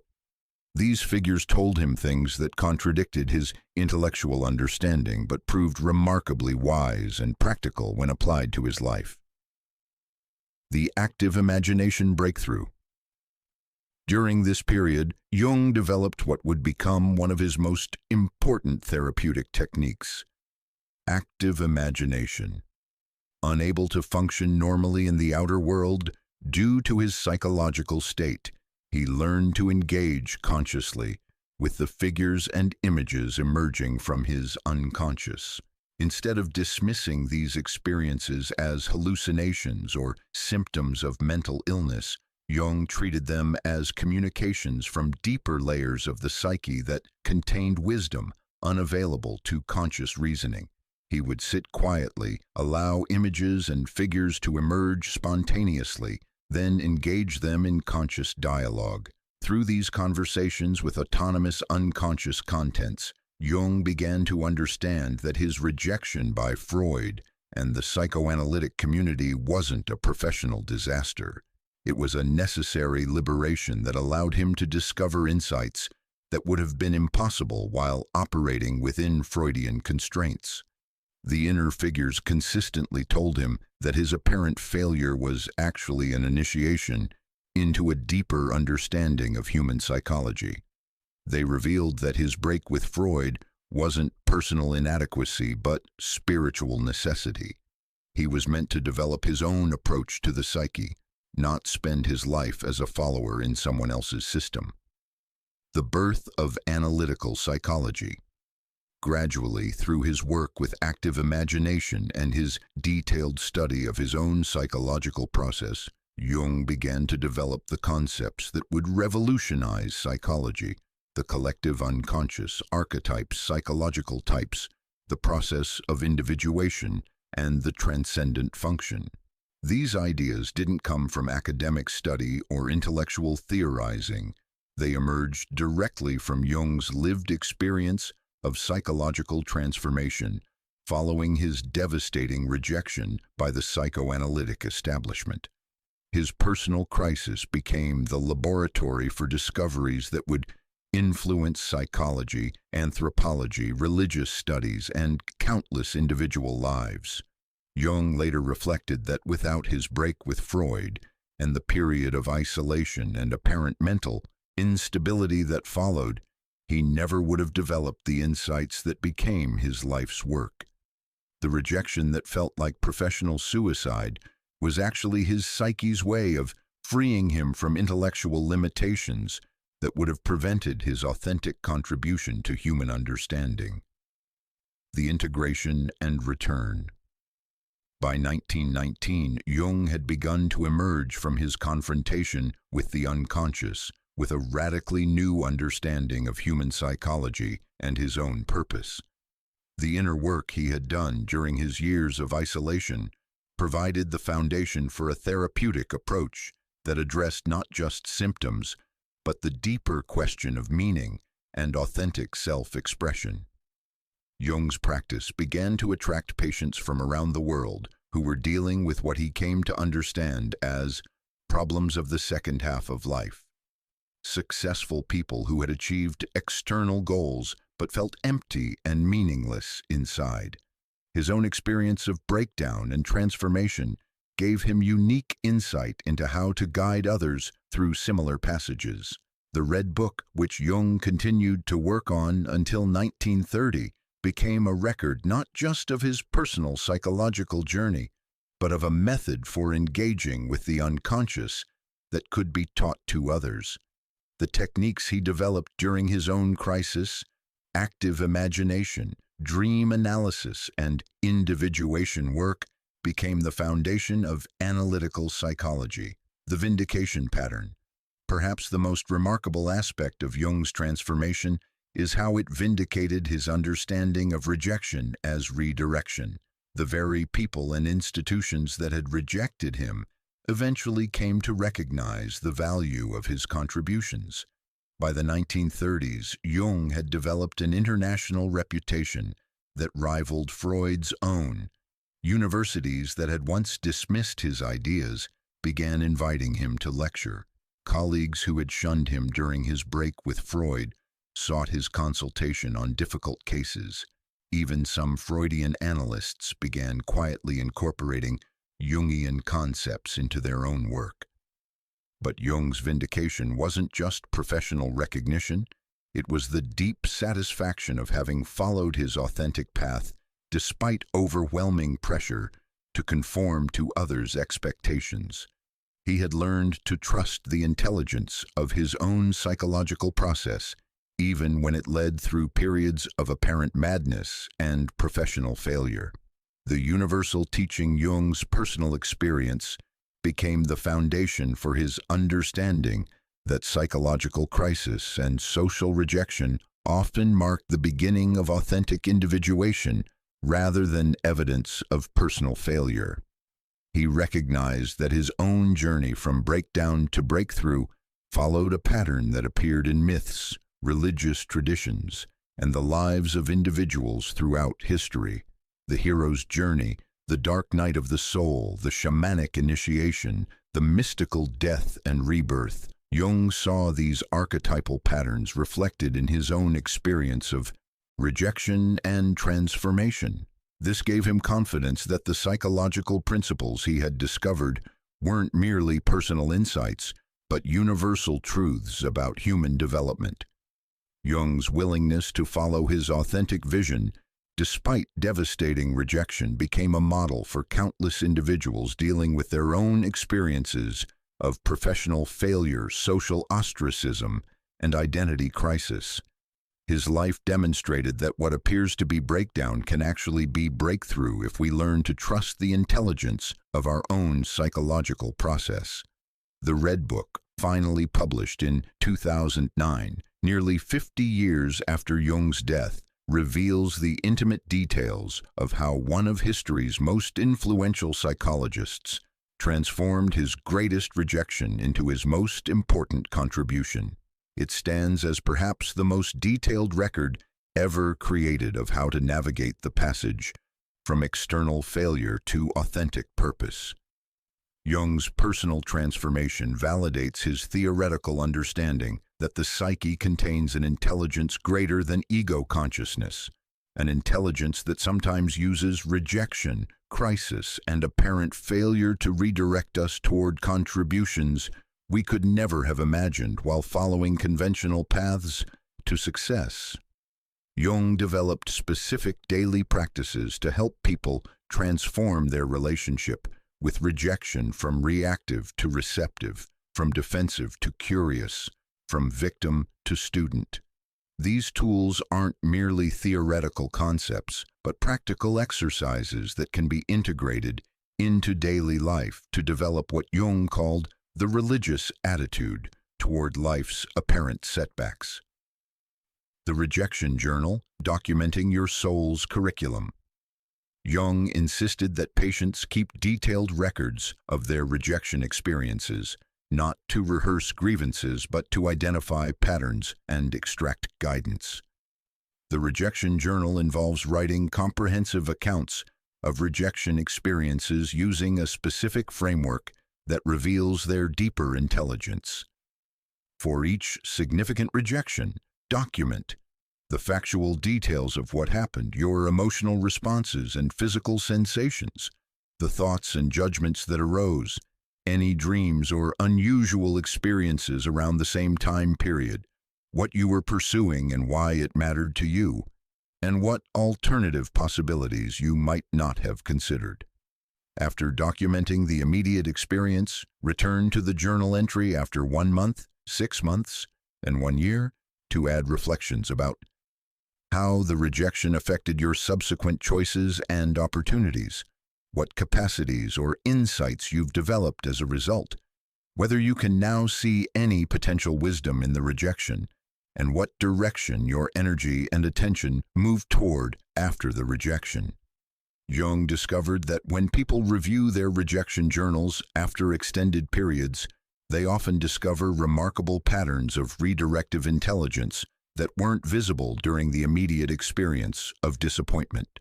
Rejections that felt random or cruel reveal themselves as precise guidance toward more authentic paths. The future self-dialogue, gaining temporal perspective. Jung's technique of active imagination can be adapted to create dialogue with your future self about current rejections. This practice helps develop what he called prospective thinking, the ability to see present experiences in the context of potential future development rather than just current disappointment. Enter a meditative state and vividly imagine yourself at age 80, wise and fulfilled, looking back on your current life with compassion and understanding. Engage this future self in conversation about your current rejections, asking, from your perspective, what might this rejection be trying to teach me? How does this disappointment fit into the larger pattern of my life's development? What am I not seeing about this situation that might become clear over time? Allow your future self to respond without censoring or editing the insights that emerge. Often, this perspective reveals that current rejections are protecting you from paths that would have been ultimately unfulfilling or directing you toward contributions that your current self cannot yet imagine. Jung found that people who regularly practiced future self-dialogue developed remarkable resilience during difficult periods and made decisions aligned with their long-term development rather than immediate ego gratification. The archetypal mapping exercise, finding your mythic template. Jung believed that understanding the archetypal dimension of our personal struggles helps us recognize them as universal patterns rather than unique personal failures. This exercise involves identifying which mythological or fairy tale character your rejection pattern most closely resembles, then studying their complete journey to understand your own transformation arc. Research myths, religious stories, and fairy tales until you find a character whose journey resonates with your experience of rejection and redirection. Are you like Psyche, who had to complete impossible tasks after losing her divine lover? Like Moses, who was rejected by both the Egyptians and the Israelites before finding his calling as a liberator? Like the ugly duckling, who experienced rejection from swans because he was actually meant to be a different kind of bird entirely? Study your chosen archetype in depth, paying attention to the initial gifts and limitations of the character, the types of rejections and challenges they faced, the qualities they developed through their struggles, the unexpected allies and resources they discovered, the ultimate transformation and contribution they made, and the gifts they brought back to benefit others. Jung discovered that when people could identify with archetypal patterns of transformation, they developed greater tolerance for the difficult phases of their journey and more clarity about potential positive outcomes. The shadow gift practice, finding gold in your pain. Jung's understanding of the shadow, the aspects of ourselves we prefer to avoid, extends to our relationship with rejection. Often, the qualities we least want to develop are exactly what our rejections are trying to cultivate within us. For each significant rejection you've experienced, ask yourself, what quality is this rejection forcing me to develop that I would never have chosen to cultivate voluntarily? Has repeated job rejection made you more self-reliant and entrepreneurial? Has social rejection taught you to value your own opinion over others' approval? Has creative rejection pushed you to develop your authentic voice rather than imitating what's popular? Make a comprehensive list of the capacities you've developed through rejection that you would never have voluntarily chosen to cultivate. Jung found that these shadow gifts, qualities developed through unwanted experiences, often become people's greatest strengths and most valuable contributions to others. The practice involves daily recognition and appreciation for the ways that painful experiences have contributed to your growth and effectiveness. This doesn't mean being grateful for suffering, but acknowledging the intelligence that can transform suffering into strength. The synchronicity tracking method, reading environmental messages. Jung believed that the unconscious communicates not just through dreams and inner experiences, but through meaningful coincidences and symbolic events in the external world. During periods of rejection and transition, paying attention to synchronicities can provide additional guidance about direction and timing. Keep a synchronicity log documenting unusual coincidences around rejection experiences, repeated symbols or themes appearing in your environment, chance encounters with people who provide relevant insights, books, articles, or information that seems to appear at exactly the right moment, and unexpected opportunities that emerge following rejections. Jung emphasized that synchronicities aren't magical interventions, but expressions of the same psychic energy that orchestrates our internal experiences. Learning to read these external signs provides additional confirmation when you're moving in alignment with your deeper nature, and warnings when you're forcing paths that aren't authentic. The energy body scan, somatic wisdom about direction. Jung recognized that the body often knows before the mind whether we're moving toward or away from our authentic purpose. This practice involves developing sensitivity to the physical and energetic responses that accompany different opportunities and rejections. When facing a potential opportunity, close your eyes and imagine accepting it fully. Notice, does your body feel expanded or contracted? Do you feel energized or drained? Does your breathing become deeper or more shallow? Does the opportunity create excitement in your chest or anxiety in your stomach? Similarly, when experiencing rejection, scan your body for subtle responses beneath the obvious disappointment. Sometimes there's a strange sense of relief, lightness, or even excitement underneath the surface disappointment, signals that your deeper self recognizes the rejection as protective redirection. Jung found that people who learned to trust their somatic responses made decisions more aligned with their authentic nature and experienced fewer rejections from paths that were truly right for them.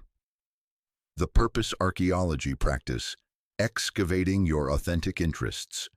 Jung's final daily practice involves regularly revisiting and documenting evidence of your authentic calling that may have been obscured by conditioning, expectations, and misdirection. This archaeological approach treats your genuine interests and natural capacities as buried treasures to be systematically unearthed.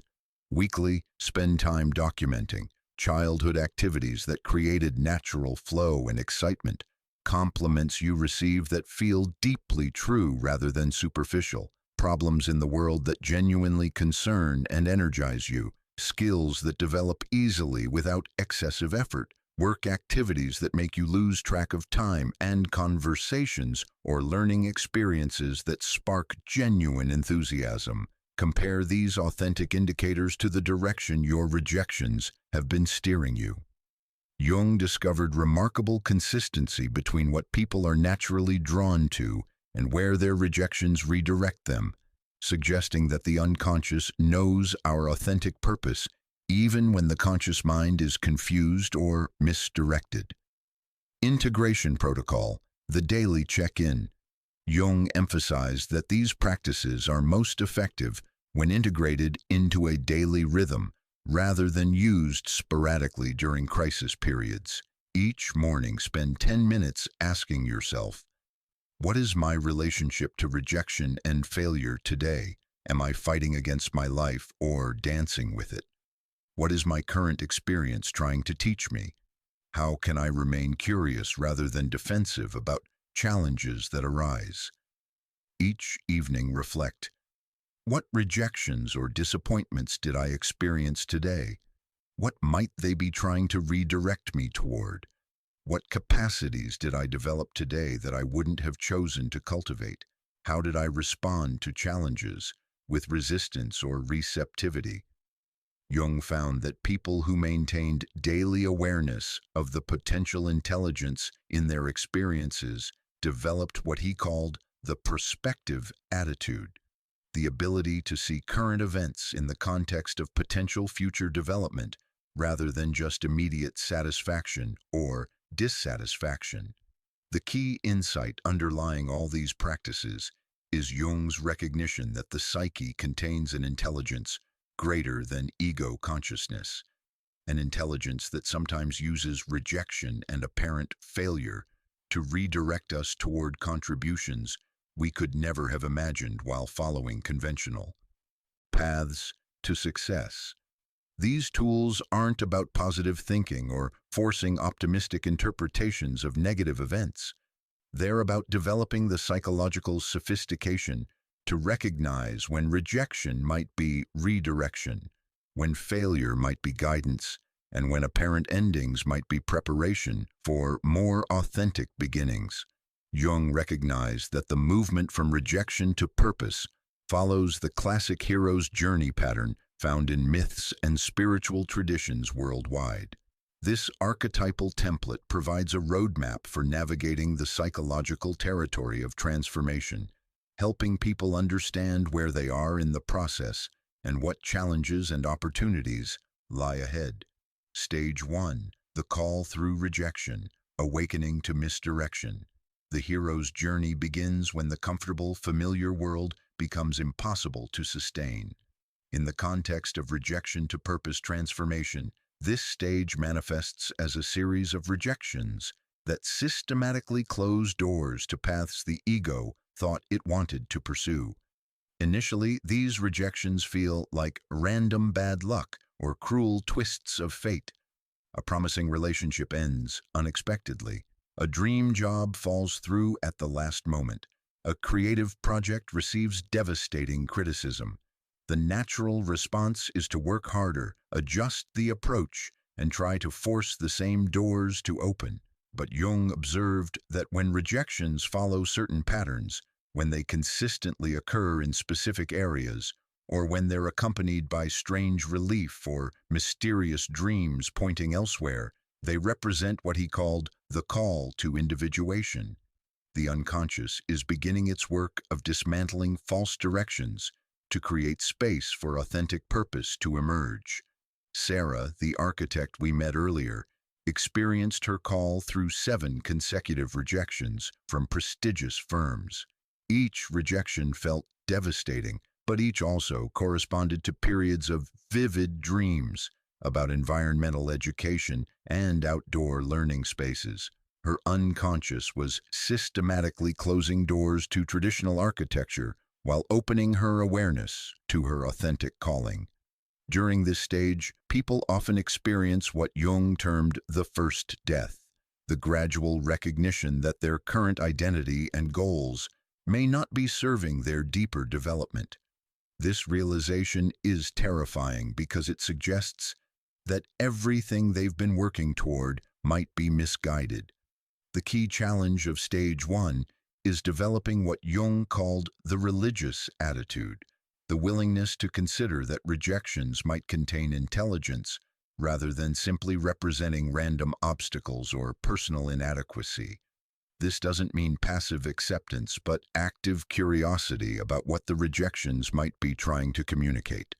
Stage 2. The descent into confusion, embracing the unknown. Once the call through rejection has been acknowledged, the hero must leave the familiar world and enter what Jung called the dark wood of confusion and uncertainty. This stage involves the deliberate dismantling of old identities, goals, and strategies that are no longer serving authentic development. The descent is characterized by what feels like psychological death. Old certainties dissolve. Previous sources of identity and self-worth become questionable. The future becomes opaque and frightening. People in this stage often experience depression, anxiety, and existential crisis as the ego resists the transformation process. Jung emphasized that this darkness is not pathological but necessary. Just as seeds must disintegrate in the soil before sprouting, psychological transformation requires the decomposition of outdated identities before authentic selfhood can emerge. The confusion and despair are signs that the process is working, not evidence of failure. During his own descent following the break with Freud, Jung experienced what he described as a confrontation with the unconscious that brought him to the edge of psychosis. He lost his professional identity, his financial security, and his intellectual certainty, but he also gained something invaluable: direct experience of the unconscious as an autonomous source of wisdom and guidance. The temptation during this stage is to abort the process by returning to familiar patterns or forcing premature solutions. People often try to escape the confusion by accepting jobs or relationships that don't fit but provide temporary security, or by throwing themselves into frantic activity to avoid facing the uncertainty. Jung found that those who learned to tolerate the descent without premature escape ultimately emerged with far greater clarity and authenticity than those who avoided the darkness. The key is developing what he called the capacity to hold tension, staying present with uncertainty rather than rushing toward false resolution. Stage 3. The encounter with the shadow, facing avoided truth. Deep in the confusion of Stage 2, the hero encounters what Jung called the shadow, the aspects of personality and life direction that have been avoided, denied, or rejected. In the context of rejection to purpose transformation, this often means facing uncomfortable truths about motivations, values, and authentic desires. Perhaps the person realizes their chosen career was really about pleasing parents rather than expressing genuine interest. Maybe they discover they've been pursuing relationships that provide security rather than growth. Or they might acknowledge that their creative pursuits have been driven by need for validation rather than authentic expression. The shadow encounter is painful because it reveals how much energy has been invested in directions that weren't truly authentic. It can bring shame about wasted time, anger about having been misled by others' expectations, and fear about starting over in areas where there's less experience and confidence. But Jung recognized the shadow encounter as the crucial turning point in the transformation process. Until people face what they've been avoiding about their authentic nature and desires, they cannot move forward with genuine clarity and power. The shadow contains not just personal limitations, but also undeveloped potentials that are essential for authentic purpose. Marcus, the reluctant entrepreneur we encountered earlier, had to face his shadow belief that financial security was more important than creative expression. He had to acknowledge that his desperate pursuit of corporate positions was driven by fear rather than genuine interest in business hierarchies. Only by facing this shadow could he access his authentic entrepreneurial instincts.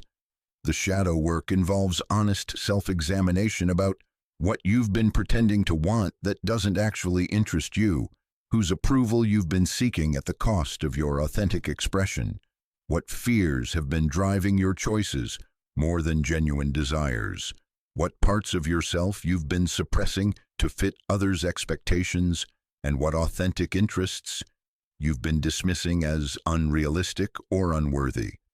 Stage 4. The discovery of the authentic self, finding your true north.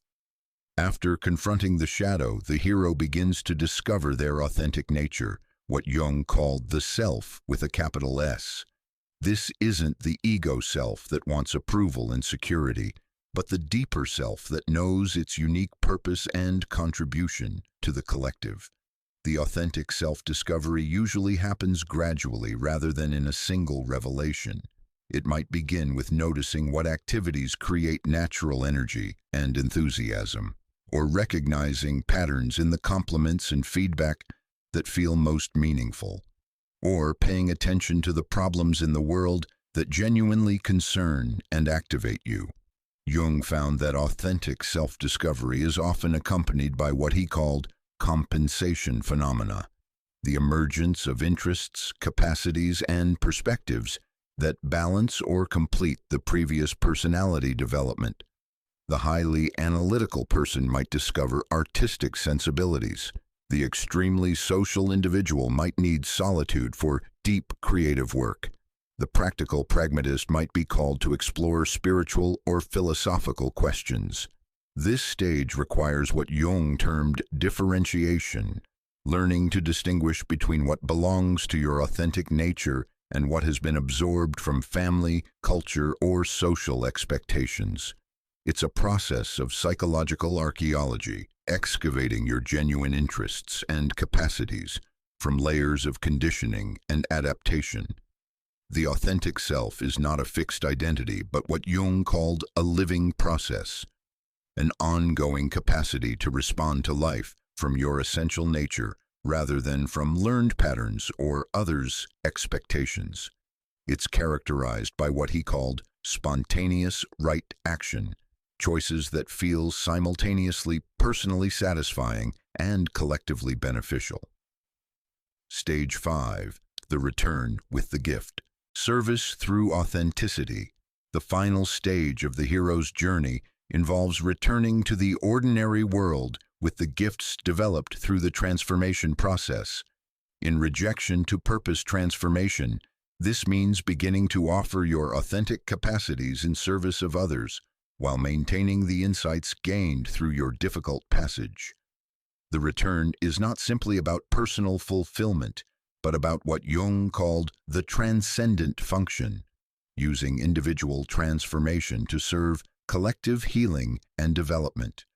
People who complete this journey often become what he termed wounded healers, individuals who transform their own experience of rejection and redirection into gifts that serve others facing similar passages.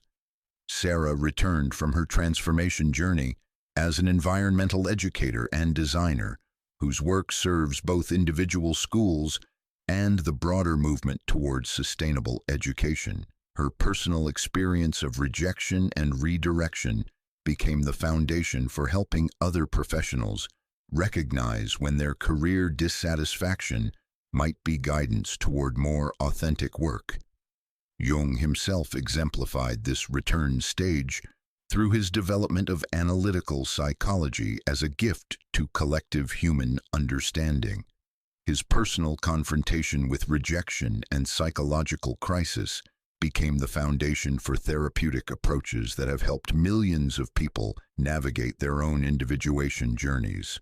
The return stage involves several key elements: integrating the insights gained through the difficult passage, developing sustainable ways to express your authentic gifts in the world, maintaining connection to the deeper wisdom accessed during transformation, helping others who are facing similar journeys, and contributing to collective healing through individual authenticity. The cyclical nature of the journey. Jung emphasized that the hero's journey of rejection transformation is not a linear progression but a spiral pattern that repeats at deeper levels throughout life.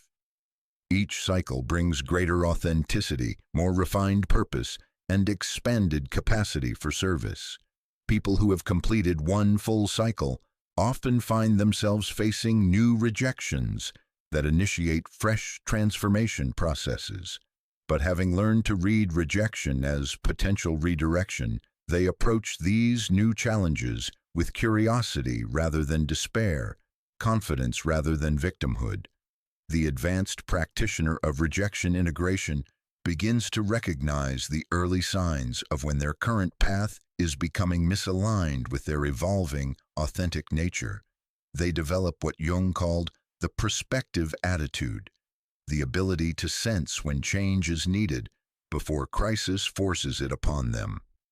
Understanding the hero's journey structure provides several crucial benefits. It normalizes the difficult phases as necessary rather than pathological. It suggests that current struggles are leading toward meaningful resolution. It provides a sense of progression and purpose during confusing periods. It connects individual experience to universal patterns of growth and transformation. And it offers hope that the gifts developed through struggle will ultimately serve both personal fulfillment and collective benefit. Jung's profound insight was that individual transformation and collective healing are inseparable processes. When people learn to read their rejections as redirection toward authentic purpose, they become agents of positive change in the world, not through forced activism, but through the natural expression of their genuine gifts in service of what the world most needs. Even when people begin to recognize rejection as potential redirection, Jung identified 4 critical errors that can derail the transformation process and prevent authentic integration. These pitfalls are particularly dangerous because they masquerade as psychological sophistication while actually perpetuating the very patterns they claim to transcend. Fatal error. Number 1. Spiritual bypassing, using philosophy to avoid feeling. Spiritual bypassing occurs when people use the concept of everything happens for a reason, or rejection as redirection, to avoid feeling the genuine pain and grief that accompany loss and disappointment. They intellectually accept that their rejections might serve some higher purpose, while emotionally remaining defended against the full impact of their experiences. Jung observed this pattern in patients who could eloquently discuss the potential wisdom in their failures while remaining emotionally numb and disconnected from their authentic feelings. They would say things like, "I know this job rejection is probably redirecting me toward something better," but their energy remained flat and lifeless. Their choices continued to be driven by fear rather than inspiration. The problem with spiritual bypassing is that it prevents the deep psychological processing necessary for authentic transformation. Jung understood that emotions are not obstacles to spiritual development, but essential information about our relationship to experience. Grief about lost dreams, anger about unfair treatment, and fear about uncertain futures must be felt fully before they can be transformed into wisdom. True integration of rejection as redirection requires what Jung called holding the tension of opposites, simultaneously acknowledging the potential intelligence in difficult experiences, while fully honoring the human pain they create. This means crying about the job you didn't get, while remaining curious about where your energy wants to flow instead. It means grieving the relationship that ended, while staying open to what qualities you need to develop for future connection. The antidote to spiritual bypassing is what Jung termed psychological honesty, the courage to feel whatever arises without immediately trying to fix, understand, or transcend it. Sometimes the most spiritual response to rejection is simply to feel terrible about it for as long as necessary, while maintaining faith that meaning may emerge over time. Fatal errors are 2. Victim identity inflation, becoming addicted to your story. Victim identity inflation happens when people become so attached to their narrative of being rejected and redirected that they lose sight of actually moving forward with their transformation. They become professional storytellers of their own suffering, rather than active participants in their own healing and development. Jung noticed this pattern in patients who could articulate sophisticated insights about their rejection patterns, but seemed more interested in talking about their journey than actually completing it. They would spend sessions analyzing the symbolic meaning of their latest setback, rather than taking concrete steps toward their emerging authentic purpose. The inflation aspect becomes clear when these individuals begin to see themselves as specially chosen or uniquely insightful because of their suffering. They develop what Jung called the wounded healer complex, believing that their pain makes them superior to those who haven't experienced similar struggles. They may become teachers or coaches based on their rejection experiences before they've actually integrated the lessons and moved toward authentic contribution. Victim identity inflation is particularly seductive because it provides a sense of meaning and specialness that can feel more comfortable than the uncertainty and effort required for actual transformation. It's easier to remain in the storytelling phase than to risk failure in the implementation phase. Jung emphasized that authentic healing moves through victimhood rather than camping there. The goal is not to become a better victim, but to transform the victim experience into genuine empowerment and service. This requires releasing attachment to the rejection story once it has served its purpose of providing insight and redirection. The antidote to victim identity inflation is what Jung called the ethical attitude, taking responsibility for moving forward once you understand where your life wants to go, regardless of how comfortable or meaningful the struggle phase has become. Fatal error. Number 3, premature action, jumping without integration. Premature action occurs when people become so excited about recognizing rejection as redirection that they immediately leap into new directions without allowing sufficient time for psychological integration. They try to skip the internal transformation process and move directly to external changes.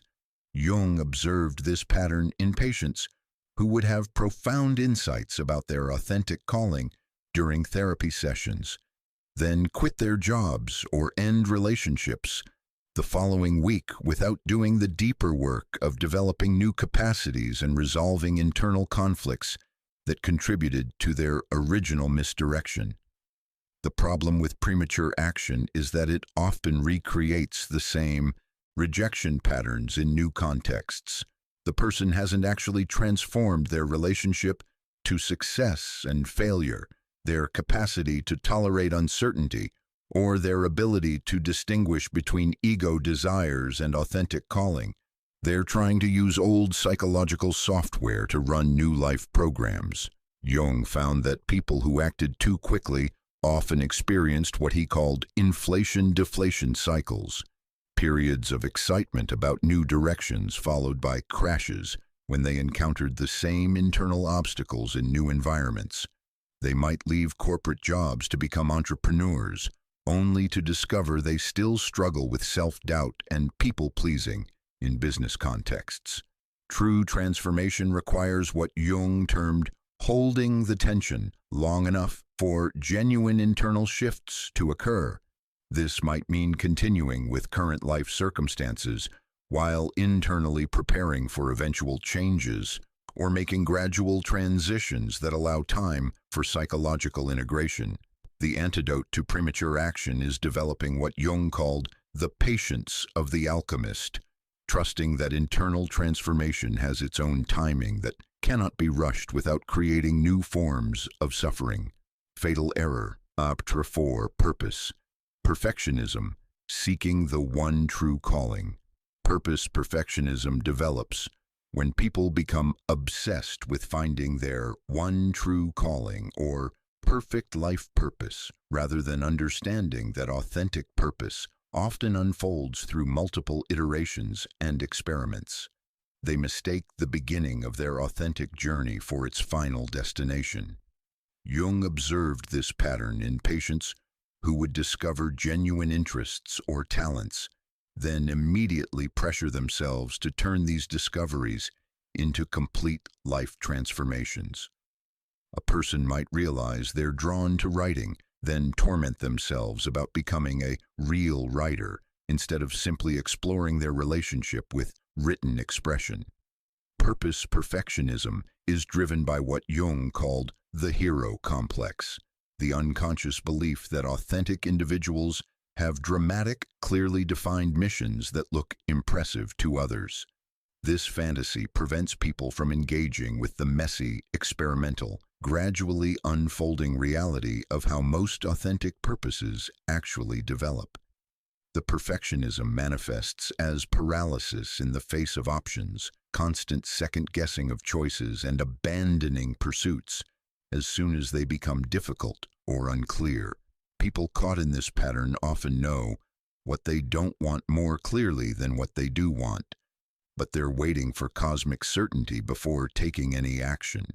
Jung emphasized that authentic purpose is not a destination, but a quality of engagement, the capacity to respond to life from your essential nature rather than learned patterns. It's characterized by willingness to experiment, learn, and adapt, rather than by perfect clarity about ultimate outcomes. The antidote to purpose perfectionism is what Jung called the experimental attitude, treating your life as a laboratory for discovering what authentic expression looks like for you specifically. rather than trying to match some idealized template of purpose-driven living. The integration challenge: avoiding all four simultaneously. Jung's clinical experience revealed that these four pitfalls often occur simultaneously or in sequence, creating complex patterns of resistance to authentic transformation. Someone might use spiritual bypassing to avoid feeling their disappointment, then develop victim identity inflation around their insights, followed by premature action to escape the discomfort of integration, leading to purpose perfectionism when their hasty changes don't immediately produce fulfillment. The key to avoiding these pitfalls is developing what Jung called the discriminating consciousness, the ability to distinguish between genuine progress and psychological defense mechanisms that masquerade as spiritual sophistication. Genuine integration of rejection as redirection is characterized by emotional authenticity rather than spiritual bypassing, forward movement rather than story addiction, patient internal development rather than premature external changes, and experimental engagement rather than perfectionist paralysis. Jung's profound insight was that the individuation process, becoming authentically yourself, requires tremendous psychological sophistication and cannot be rushed, forced, or faked. The pitfalls he identified represent different ways that the ego attempts to maintain control over a process that ultimately requires surrender to something larger than conscious planning. The people who successfully navigate rejection to purpose transformation develop what Jung called the wise fool attitude, maintaining humility about how much they understand while courageously engaging with the mystery of their own becoming. The ultimate resolution of rejection to purpose transformation involves what Jung called the Phoenix Principle, the profound recognition that every authentic ending contains the seeds of a new beginning that could not have emerged without the complete destruction of the previous form. This is not mere consolation philosophy, but a lived understanding of how consciousness evolves through cycles of death and rebirth. The alchemy of transformation, from lead to gold. Jung was deeply influenced by medieval alchemy, which he understood not as primitive chemistry, but as a psychological metaphor for the transformation of base consciousness into enlightened awareness. The alchemical process of turning lead into gold parallels the journey from rejection to authentic purpose. Both require the complete dissolution of existing structures before new forms can emerge. In alchemical terms, rejection represents what the medieval practitioners called the nigredo, or blackening phase, the necessary decomposition of false identities and misdirected goals.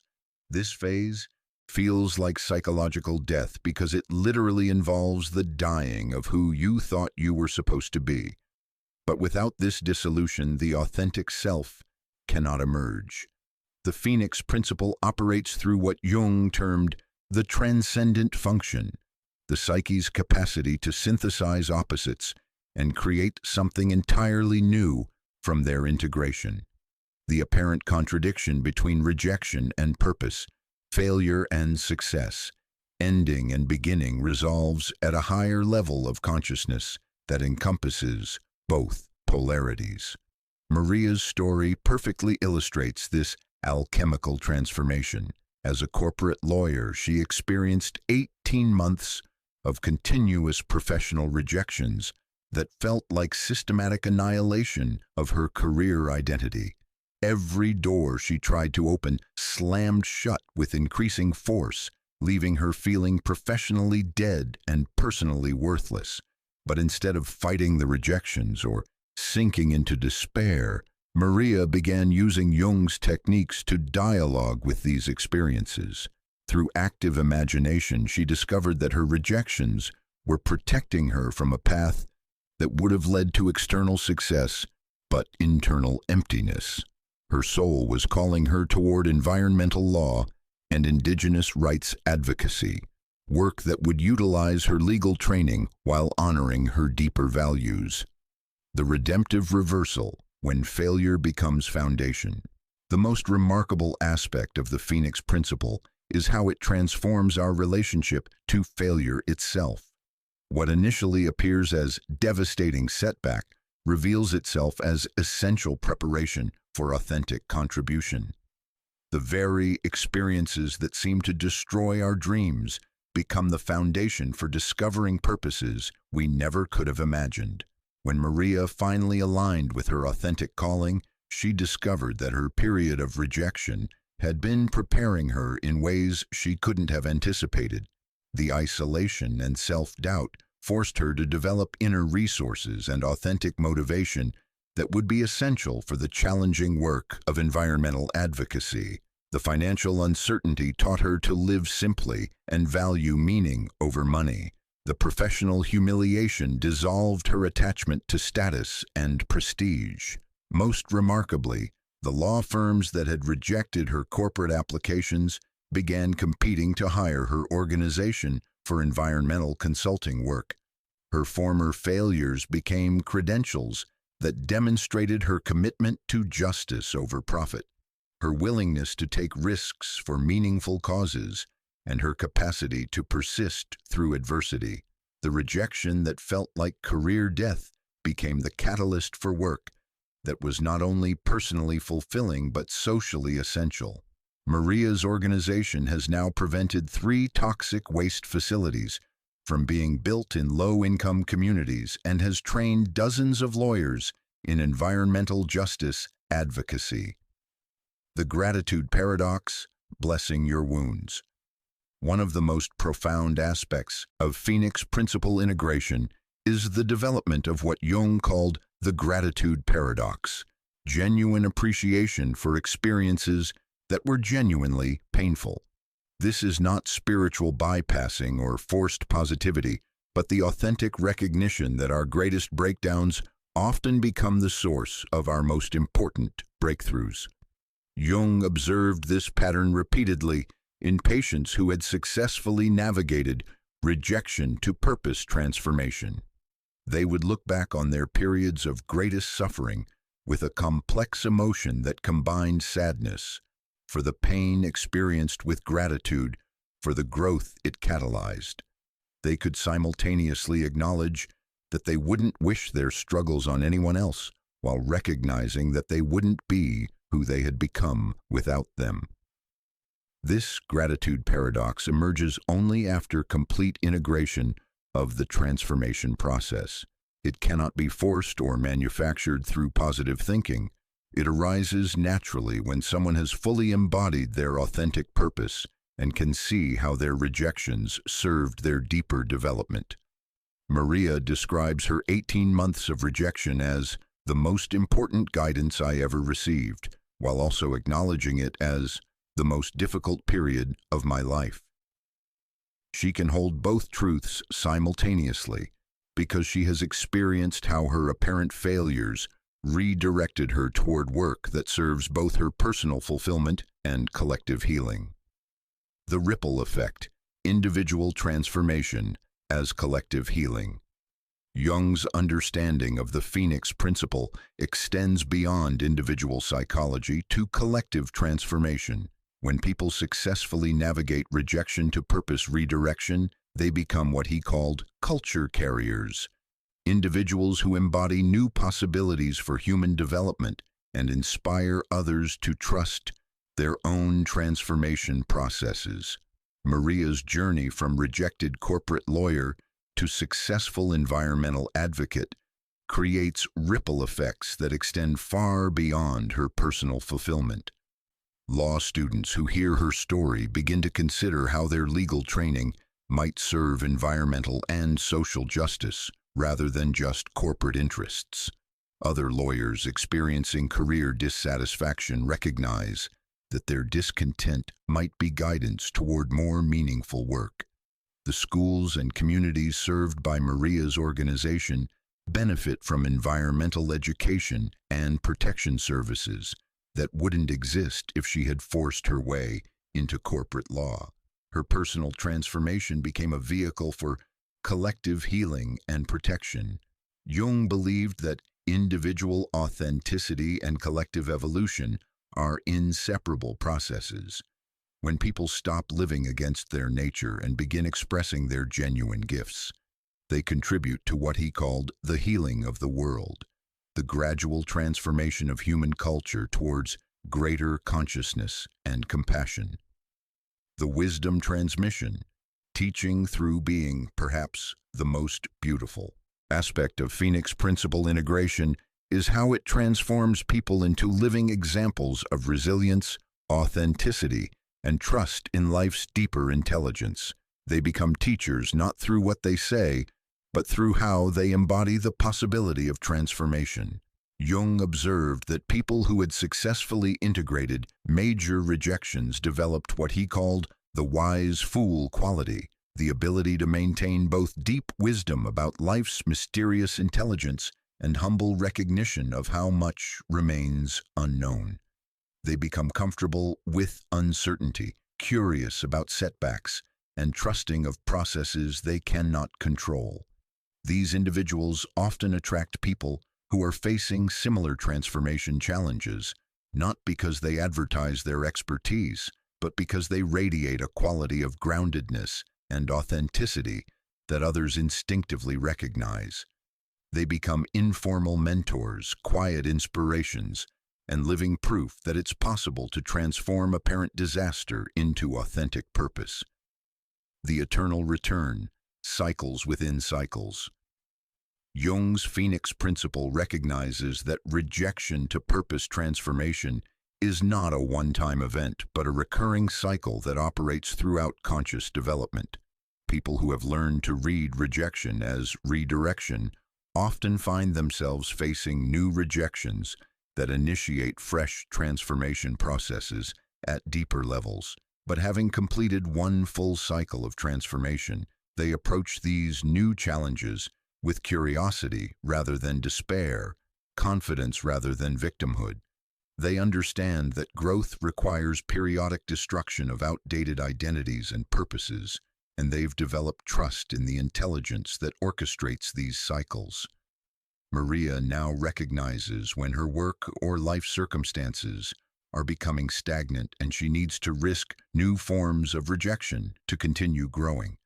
She has learned to see the early signs of when her current path is becoming too comfortable and needs to be challenged by fresh uncertainty.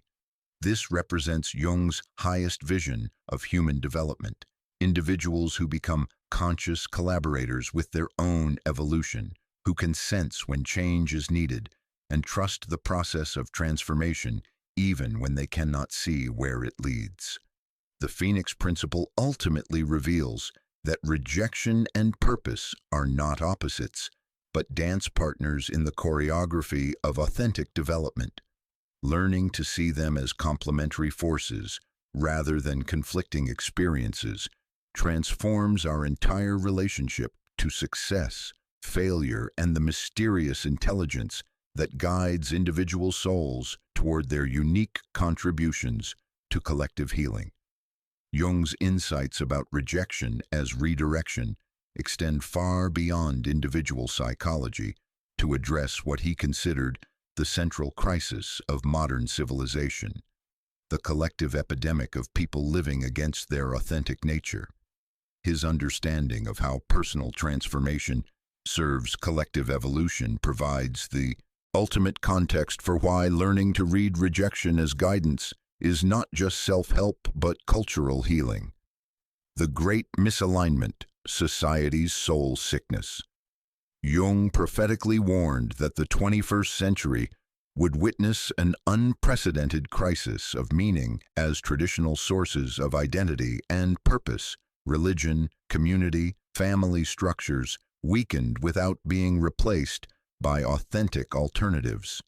He predicted that millions of people would find themselves spiritually adrift, pursuing external success while experiencing internal emptiness. Current statistics validate Jung's concerns with devastating clarity. Depression rates have increased by 300% over the past 3 decades, Anxiety disorders affect nearly 40% of adults in developed countries.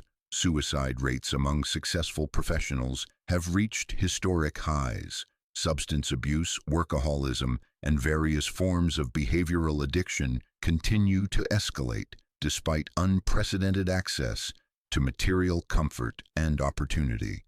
But Jung identified the root cause of this collective malaise as something deeper than economic inequality or social instability. He recognized it as what he called a neurosis of false purpose. Millions of people pursuing goals and lifestyles that may look successful from the outside, but are fundamentally misaligned with their authentic nature. When people spend their lives fighting against rejection instead of listening to its guidance, they waste enormous amounts of creative energy trying to force doors that are meant to stay closed. They exhaust themselves in battles they're designed to lose. They achieve success that feels meaningless because it was never really theirs to achieve. This creates what Jung called the living dead, individuals who are biologically alive but spiritually numbed, professionally successful but personally empty, socially connected but emotionally isolated. They go through the motions of existence without ever touching their authentic power or making their genuine contribution to collective healing. The ripple effect of authenticity. Individual healing as collective medicine. Jung's revolutionary insight was that individual psychological healing and collective social transformation are inseparable processes. When people stop living against their nature and begin expressing their authentic gifts, they become agents of positive change in ways that extend far beyond their personal satisfaction. Consider the collective impact when people learn to read rejection as redirection toward their authentic purpose. Instead of wasting years in careers that drain their life force, they discover work that energizes and inspires them. Instead of remaining in relationships that require them to suppress their true nature, they create connections that support mutual growth and authenticity. The environmental lawyer who was rejected from corporate positions now protects communities from toxic pollution. The rejected corporate employee who discovers their entrepreneurial calling creates jobs and innovative solutions. The artist whose work was initially dismissed develops new forms of expression that help others process their own emotional experience.